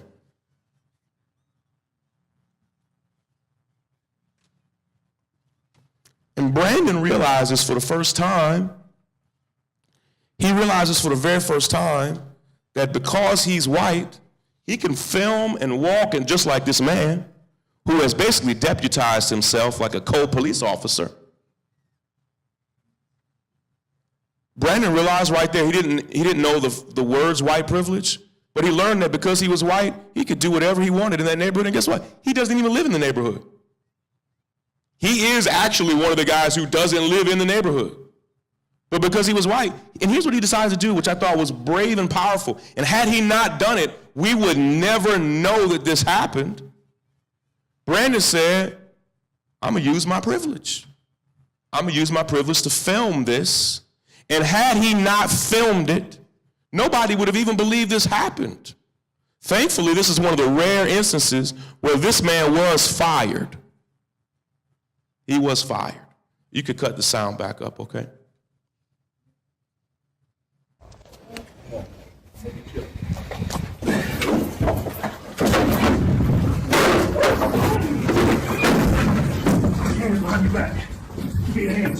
I came to know this young lady and her family. This is in Columbia, South Carolina. I don't know if you know what she did. I know if you probably just saw what happened, you would think that she must have committed a violent crime. She had her cell phone out in class and put it away, but the teacher decided he wanted her to give him the cell phone. She had already put the phone away, and she just wasn't going to give it to him. And she wasn't nasty about it or rude. She just froze up. She's a foster child living in a foster family. Her cell phone was her lifeline to the rest of the world. The cell phone, she was attached to it emotionally in ways that people did not quite understand. And she literally went comatose in the classroom. She said nothing. She did not talk back. She did not get rude. The teacher called the principal, and the principal called the police. And when you see this incident, the officer has been in that room for about 5 seconds. He said nothing to her. He is the strength and conditioning coach for the high school football team there at the school. He set powerlifting records. I just want to tell you who he is. He currently, to this very day, has videos of himself lifting weights on YouTube, which I find just to be particularly cheesy. Like, first off, I had the thought, did he set up a tripod for this? Because that is a level of vanity. Did you set up? And then I had the thought, I think somebody's filming it for him, which is even more weird. At what point do you feel at what point do you think your muscles are so impressive that you ask a friend to film you lifting weights, then, no, hold on, and then have the thought, have you ever uploaded a video to YouTube? It is not easy to think the world needs to see me. This is real talk. He really does have these videos. He sees her, lifts her and the desk up, and throws her across the room. That is an exclusively black experience. There are no comparable videos of young white girls being thrown across the room for not turning over their cell phone. She was then handcuffed and arrested, as was the other young black girl who filmed it, handcuffed and arrested. That is the criminalization of blackness in America. That's what we're talking about. This is an exclusively black experience.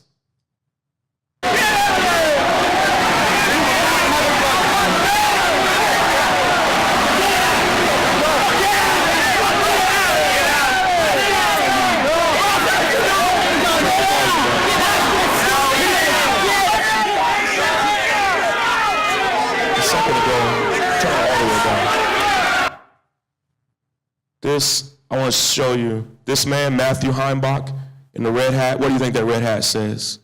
Make America Great Again. Matthew Heimbach is a well-known white supremacist who attended all of Donald Trump's rallies and openly admitted he was at these rallies not just to be there as a spectator, he was there as a recruiter. This man, I'm sorry for having to go back and show you over and over again. This man right here, he's a high school student who also pushes and shoves her. This man, I wrote the first article about it. This young lady is now a graduating senior at the University of Louisville, an amazing young lady. And she sent me she has her phone and she's filming it right now from a different angle. And she was so nervous about what would happen there that she saved my email address in her phone and emailed me as soon as this happened. She was not there as a protester, she was there as a spectator. She lived, this is at the University of Louisville, and there's like nothing to do there. And she had the thought, she was really brilliant. I talked to her that day. She had the thought that Donald Trump could be elected president. This was in March. He had not yet even won the Republican nomination. Her family, her parents are Nigerian, and her dad had been telling her, listen, this man could win. I've seen bad men like this win elections all over the world. And her dad had convinced her, this guy could win. I've seen it before. So she told me she just wanted to go and see it. Donald Trump himself begins telling the crowd to put her out. This is in the news. This was over a year and a half ago now. This is in the news right now because the men who shoved her are now suing Donald Trump because they have been indicted. They are now suing Donald Trump because they were indeed doing what he told them to do. Here's the thing. Man, what's your name right here in the gray sweater? Yeah. Say it again. Bedford. Let's play science fiction for a second, okay? Imagine you were at a Barack Obama rally, okay? And imagine for some weird reason it was only black men at the event, okay, which is peculiar because that tends not to be the type of events that he has. But say you're there and it's all black men and a white woman decides to attend the rally just to see it, okay? And say, this is where it's going to get really weird. Imagine Barack Obama telling you all to get her out. First off, you're already like, nah, you already know it's not his character. But imagine that happens, very weird. Do you think, because in this room right now, which is a part of her law, she is suing them. The Louisville City Police, they were there. The Kentucky State Police were there, and the Secret Service was there. Do you think 3 levels of policing would allow a group of black men to push a white woman through the crowd the way they push her? Right. I've never met somebody who believes that a white woman would be allowed to be pushed through a black crowd. And I believe at least one brave black man would have grabbed the white woman and said, hold on here. Let's walk on out. I'm going to walk you out of here. She got pushed through about 150 rows of people. People spit on her. People call her racial slurs, sexist names, until they pushed her out of the door. It also is a terrifying example of groupthink. I interviewed a few of the men who told me in retrospect that they were deeply embarrassed at their own behavior. And other men said they cannot believe that they did not intervene. The power of groupthink, it's terrifying. One last video, if you cut the volume back up for me. Thank you, guys. This next one is in Raleigh, North Carolina. And this guy actually was a protester, and he is being escorted out, and I want to show you something that happened. Watch. Oh! You saw what happened there. A white man who was a spectator at the Donald Trump rally comes up with an elbow, throws an elbow on the black man's face, shatters his orbital bone right there. But I want you to see who's looking at it. Police officer, these are sheriffs.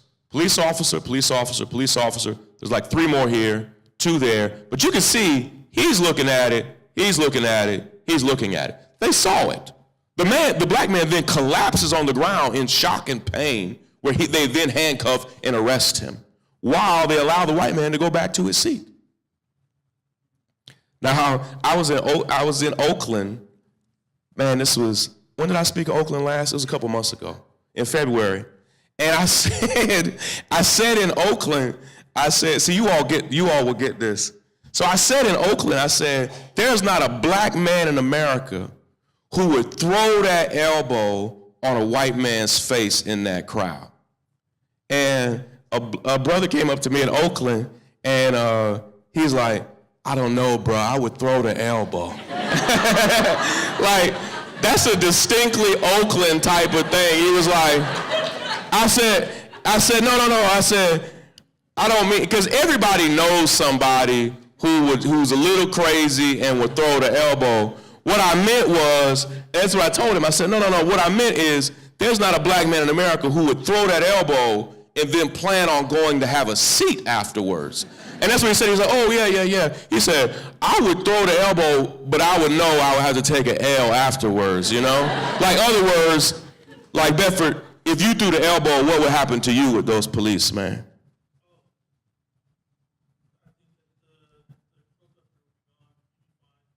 Yeah. They would swarm you, and when it was done, you looked like Rodney King. No, I'm 100% sure. Here's what I started thinking about. I want to unpack it a little bit. What made him think he could do that? It's complicated, because I have yet to meet a black man who would even have the thought to throw the elbow and then go have a seat in front of 7 sheriffs. Then I have to show you this. If by chance, Bedford, you threw the elbow and got away, they let you have your seat, here's what I know you would not do. Did you like the event? You bet I like Turn it up Yeah? a little bit if you can. What'd you like about it? knocking the hell out of that big mouth. We don't know who he is, but we know he's not acting like an American. So you deserved it? Every bit of it. What was that? Yes, he deserved it. The next time we see him, we might have to kill him. That's white privilege. That Bedford, the dude got away with it, then said on Inside Edition that it was his favorite part of the event. And then did you hear him? He also, not did he just say, kill him, he said, if we, I had to thought, who is he talking about? And that's a crazy thing to say. If we see him again, we might have to kill him. I had the thought, has he killed somebody before? Like, no, seriously. Like, that is a weird thing to come out of your mouth. If we see him again, who is he talking about? If we see him again, we might have to kill him. That happened, closing thought, that happened because we are in a dip in the quality of our humanity. That man is a reflection of that dip. We are not here. We are definitely not here. I don't know that we're here. I think we're here, and I think we're on our way here. I say that with love. I need you to know where we are, because here's the thing. Dips in humanity can last for a few years. They can last for a few decades. And in the case of the transatlantic slave trade, they can last for hundreds of years. Where we are right now, did you see Donald Trump invite the president of the Philippines to the White House?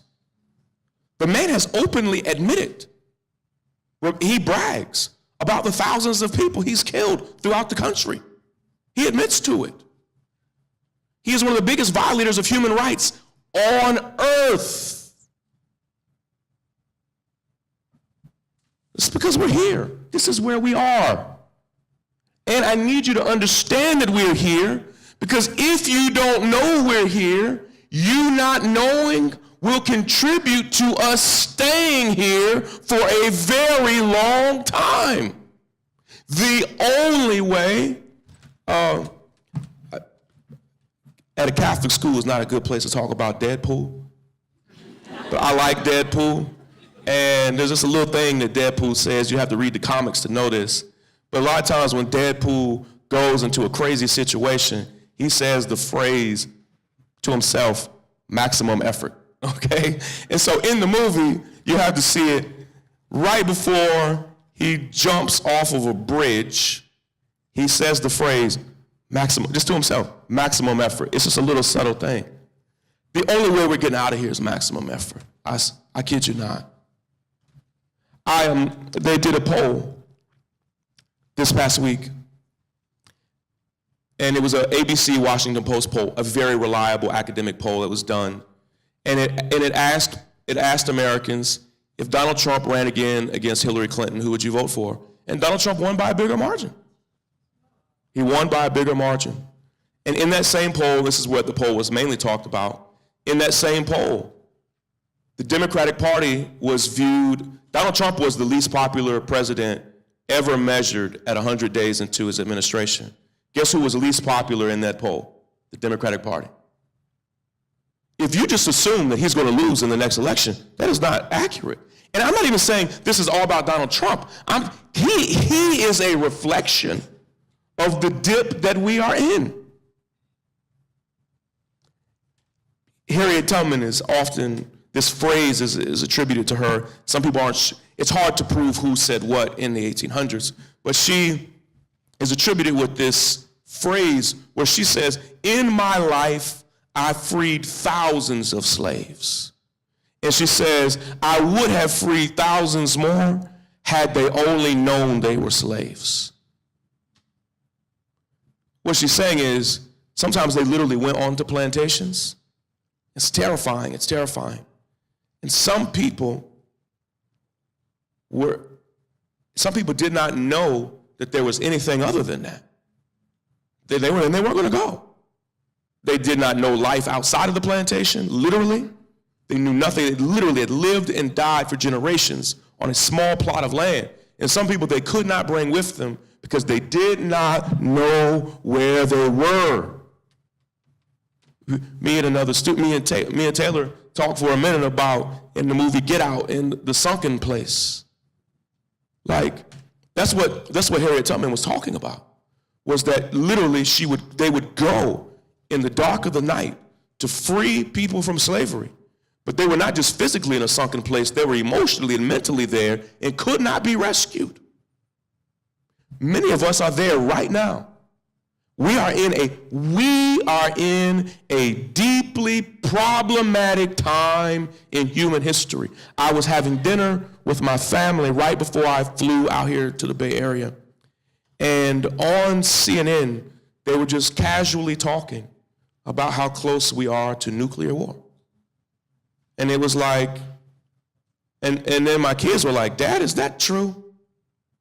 And I had a thought, I wanted to be like, no, eat your vegetables. You're like, no, that's not true, eat your vegetables. And I had to tell them, because one, that's crazy. And it's also crazy that we are that close, but it's like, oh, you know, you just have to keep living your life. Like, what else are you gonna do? Like, my family and I, we own 2 cars, but we live in New York, and in New York, you don't even really need a car in New York. So we went and sold one of our cars, and we just had the thought, like, we sold it for a loss. And what that means is we owed more money on it than it was worth. So to sell them our car, I also had to give them several $1,000s. So I had to give them my car and a lot of money. And I had the thought, man, if there's a nuclear war tomorrow, that's gonna really suck. Like, I could have used that money. But that's where we are right now. That we are in a deeply problematic place. I often wondered, and we have time for a few questions, and then we'll take a lot of selfies, okay? I often wondered who I would be. I don't know if you've ever done this, but I often wonder who I would be if I was alive in the civil rights movement. I often wondered, like, wow, would I march? Because it was crazy. They'd kill you. Would I march? Would I protest? Would I be a freedom rider? And freedom riders came from all backgrounds all over the country. Who would my friends be? Would I know my wife? Like, where would I be? Who would I be? And I have grown to think that, one, you don't know who you would be. You don't know who you would be during the Holocaust. You don't know who you would be in the civil rights movement. But the greatest indication of who you would be if you were alive in the 1960s is who you are right now. Because we are in a time, the 2 deadliest months in American history for police brutality were January and February of 2017. Mind blown. Nobody's even talking about it. Because we're thinking, is there going to be a nuclear war? What's going on with North Korea? What's going on with Syria? What are we doing? Is there going to be a ban? Is there, what's going to happen to my friends? Is it going to build a wall? And under our noses, January and February were the 2 deadliest months ever measured for police brutality in American history. If you wanted to know who you would be in the civil rights movement, examine your life right now. And if you're that young man or young lady who's doing nothing right now, that's a good indication of who you would have been in the civil rights movement. You'd be that person. That's who you'd be. Because right now necessitates you to stand up in the same way that 1967 required people to stand up. And I want to put that burden, I want to give that as a gift from me to you. We need you. We could be here, and this could grow very costly. This is your future. And getting out of here is going to take maximum effort. I think we have a mic for a few questions, and I'll take them very quickly. I do want to say, I won't be able to unpack them with as much detail as I would like, but I'll be able to answer a few questions quickly, okay? Okay, we'll get you 1 second. Yeah, thank you.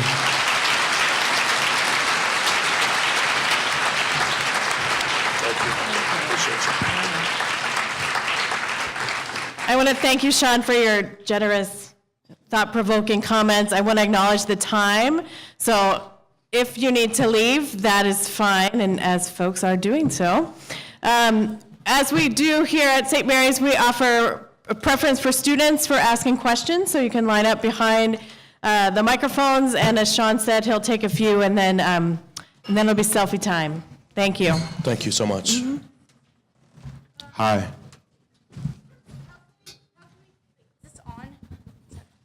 Okay. Shaun, how can we join your movement? Like, I want to be part of it too.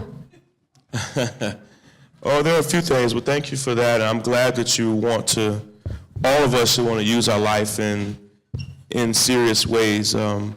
Change happens locally, okay? And there's a lot of stuff that needs to happen here in the Bay Area.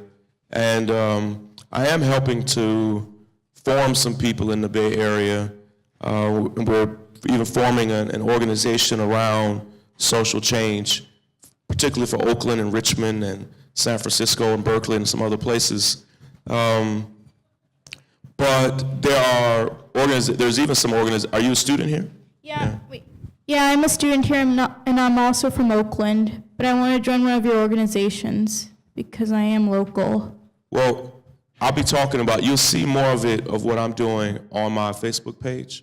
So I'm not plugging my Facebook page per se, but if you follow that, I'll be talking a lot more about it in the days ahead, okay? So you'll see it. And but you have to stay tuned. But there are organizations even on campus, and I met some leaders who are fighting for change on campus, and there are things going on in Oakland that you don't have to wait for me for. I'll try to share some of those resources. So this summer, even, you could be a part of that, okay? Yeah. Thank you. Yeah, thank you. Cool. Any more questions? All right. Final question, I think. Oh, no, come on. Yeah, come on. Okay. Hi, Shaun. Hi. So just today, Elizabeth Warren criticized President Obama for ignoring the quote-unquote working class. What I've found incredibly troubling in the media is this distinction between working class and those who want to fight for social change and inequity. How can we, as student leaders on campus, work to promote socioeconomic equity as well as be a part of addressing the changes in our political environment? Yeah, that's a great question. I'll address what Elizabeth Warren said and unpack that a little bit. I have been a huge supporter of President Obama. Beyond voting for him twice, I campaigned for him twice. I donated to his campaigns and been a huge supporter of his. I wrote an article about this issue that Elizabeth Warren spoke about today. The New York Times editorial board made a statement today about this same issue, and let me linger on it just for a quick second. I think President Obama is an immensely talented man. Beyond being an American president, his book, Dreams of My Father, was an amazing book that he wrote before he was president, and I loved it. It was part of why I began loving and supporting him. He has an incredibly unique story. So he's an amazing writer, and he is a gifted speaker, and I believe he should be paid well for those things, okay? And I said that in my piece. So he and Michelle got a $65 million book deal. And I believe, because he was a talented speaker before he became president, I believe he should be paid well for his speaking. I'm okay with that. What I said in my critique is not what some people who are pushing back are saying. I believe not only do I believe the president should be able, not only do I believe that Barack Obama, the American citizen, should be able to make money, he has every right to also build wealth. And so I'm okay with him, as other Americans have done, making a lot of money. I'm okay with that. But I do have a problem with him speaking, being paid for by Cantor Fitzgerald and other Wall Street firms when he is the most visible Democrat in America. He is seen still as the face of the Democratic Party, when the Democratic Party is trying to say we need to get money out of politics, we need to create a divide between Wall Street and the Democratic Party, when the president is being paid $500,000 almost by one of the leading firms on Wall Street. And it was part of what tanked Hillary Clinton's campaign, where she refused to release the transcripts from speeches that she gave to bank after bank and firm after firm after firm, where people who heard those speeches said that, quote, she sounded like a managing director of the company. And so she refused to a lot of criticism to ever release the transcripts, apparently because they were terrible. And she let them off the hook. We don't know what Barack Obama will say when he gives this speech. And so some of that is yet to be seen. But the New York Times, one of the most liberal papers in America, they finally critiqued him today and just said, it's not a good look.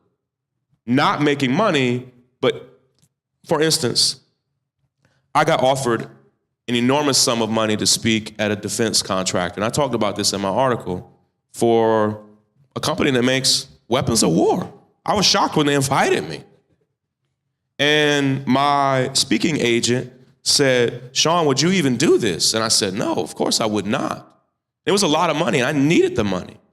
And I asked him, I said, ask them if I come, if they're gonna be okay with me saying how much I hate their company. Because they were asking me to be a Black History Month speaker, and the Black employees of the company had voted to invite me.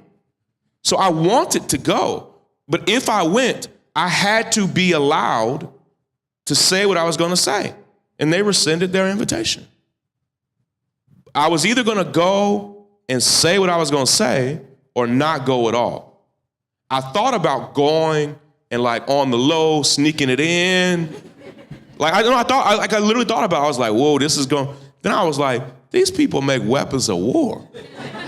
There's some places you don't need to show off, and maybe that's one of them. To close the loop on that, the Democratic Party does a terrible, terrible job speaking about the issues of everyday people. And that's at the root of your, where are you? Who asked the question again? Oh, there you are, there you are. I missed you. That's at the root of your question, that the Democratic Party lacks even the language to talk about. So we use this phrase, I wrote an article about this, working class people. And what most people mean is white people. When I catch the train every morning to work, and all I see is Black folk on the train, Latino folk on. Black folk and Latino folk are working class. But this phrase, working class, is now code for white people in middle America. And so even that phrase I have a problem with. Working class means a lot of different things.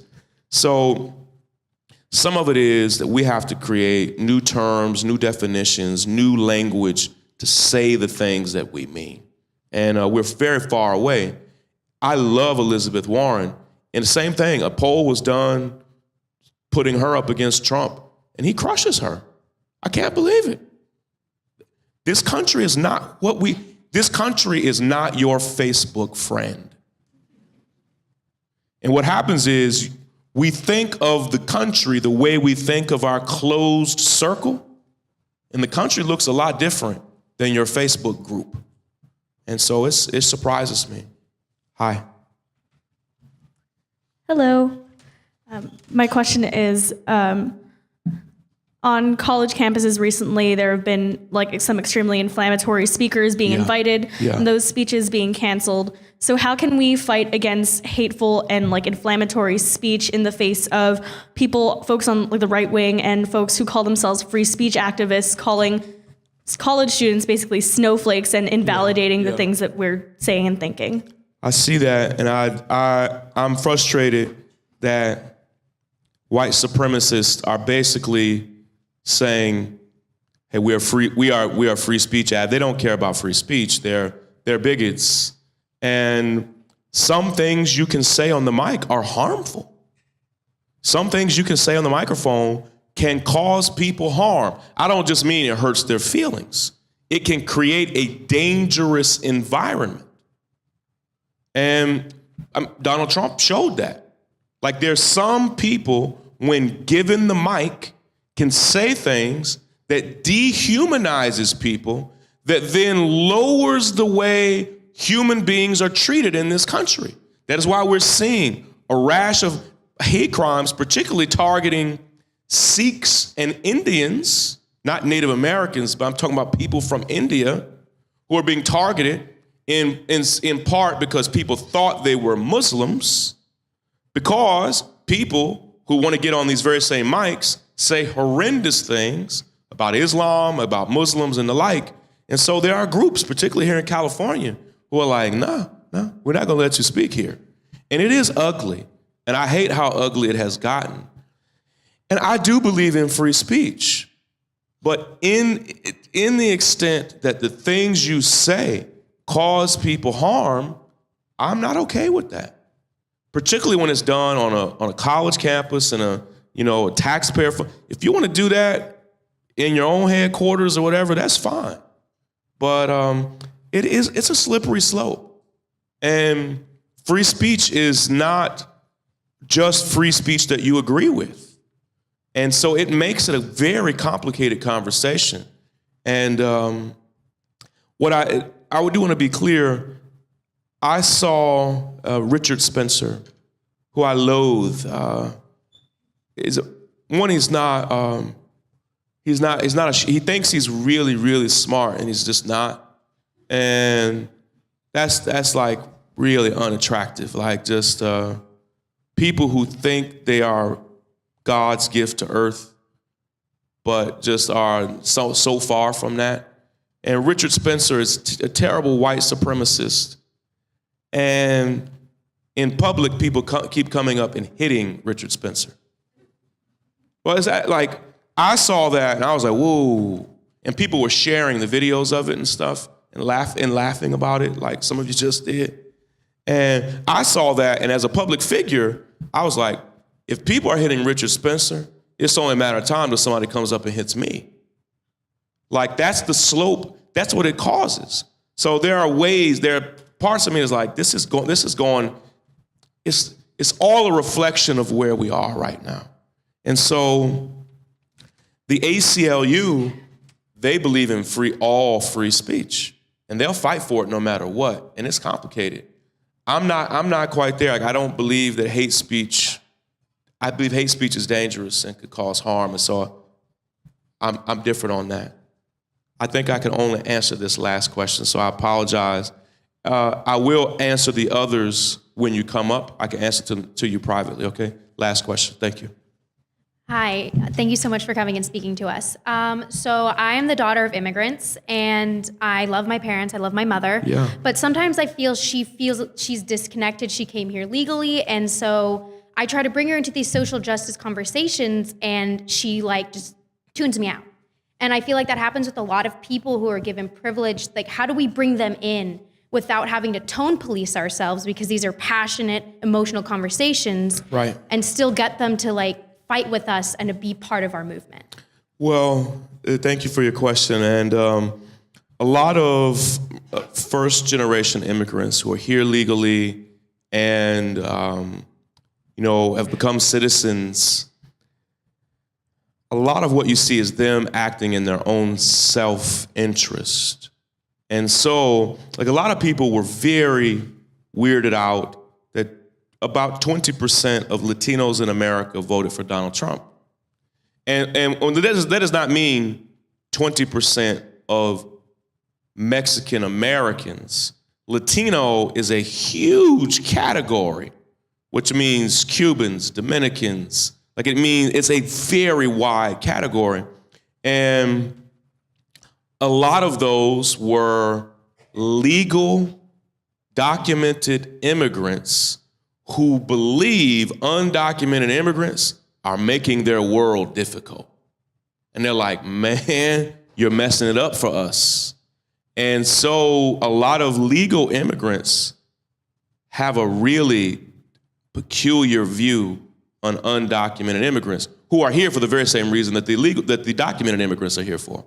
And so I'll say to you what I said to some others. Now, when it's your family, you have your entire lifetime to win them over. And you may win them over. But there are a lot of people in life that you will never win over. And I have a way that I think of it. This is a crude way of saying it. But I think of it in a scale. If here on the scale are people that are just terrible bigots, right here. And all the way over here are people that are incredibly conscious, super woke people. What I find is I have no luck at all winning people here over. I've tried. It just doesn't work. Normally, these people have to have something terrible interrupt their life to change the way they see the world. I spend a lot of my time with people that are here or here trying to win them over. And that I have found to be way more efficient. most of the people who come to hear me speak are not here. They're here. They're here somewhere, and so I spend my time there. So some of it is thinking, where are they on the scale? And you don't choose your family.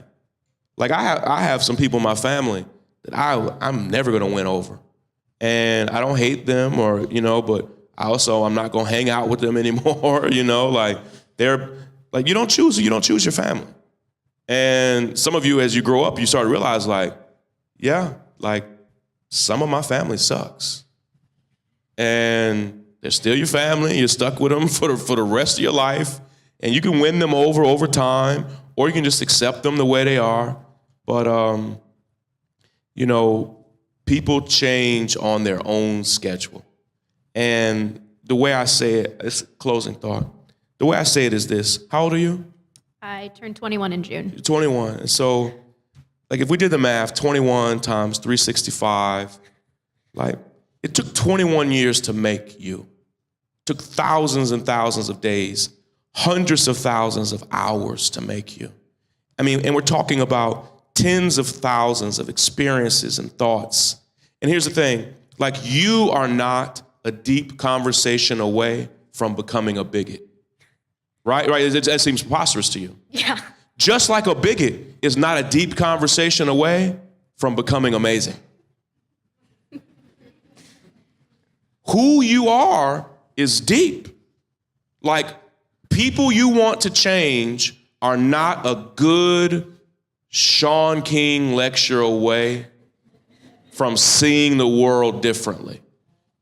They're not a YouTube video away. They're not a Facebook argument away. Like, just like you aren't.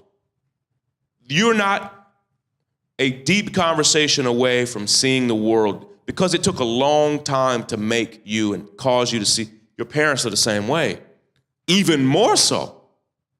And so the bad news of that is people are deeply entrenched in who they are. People are slow and hard to change. And most of the change happens over time. I enjoy being with you guys. Thank you for sticking it out. I hope you get where we are. And I have a few quick rules, okay? And this is very impersonal. I will answer these two questions, and you all can come on up and I'll answer those quickly. And if you want to take a picture, I have to do it very quickly because I have somewhere else I have to go this evening. And so, or if you just want to give like dap or a hug or something, that's cool too. But besides those two questions, do not ask me the meaning of life. Do not ask me what we look like in heaven. Like all these, like, people ask me the deepest questions, and I was like, I just don't have time for that. And so we're going to take, when we take these photos, and I could use some help from some volunteers, we're going to have to take them very quickly, okay? Or else we'll be here till like midnight. All right, thank you guys. Take care.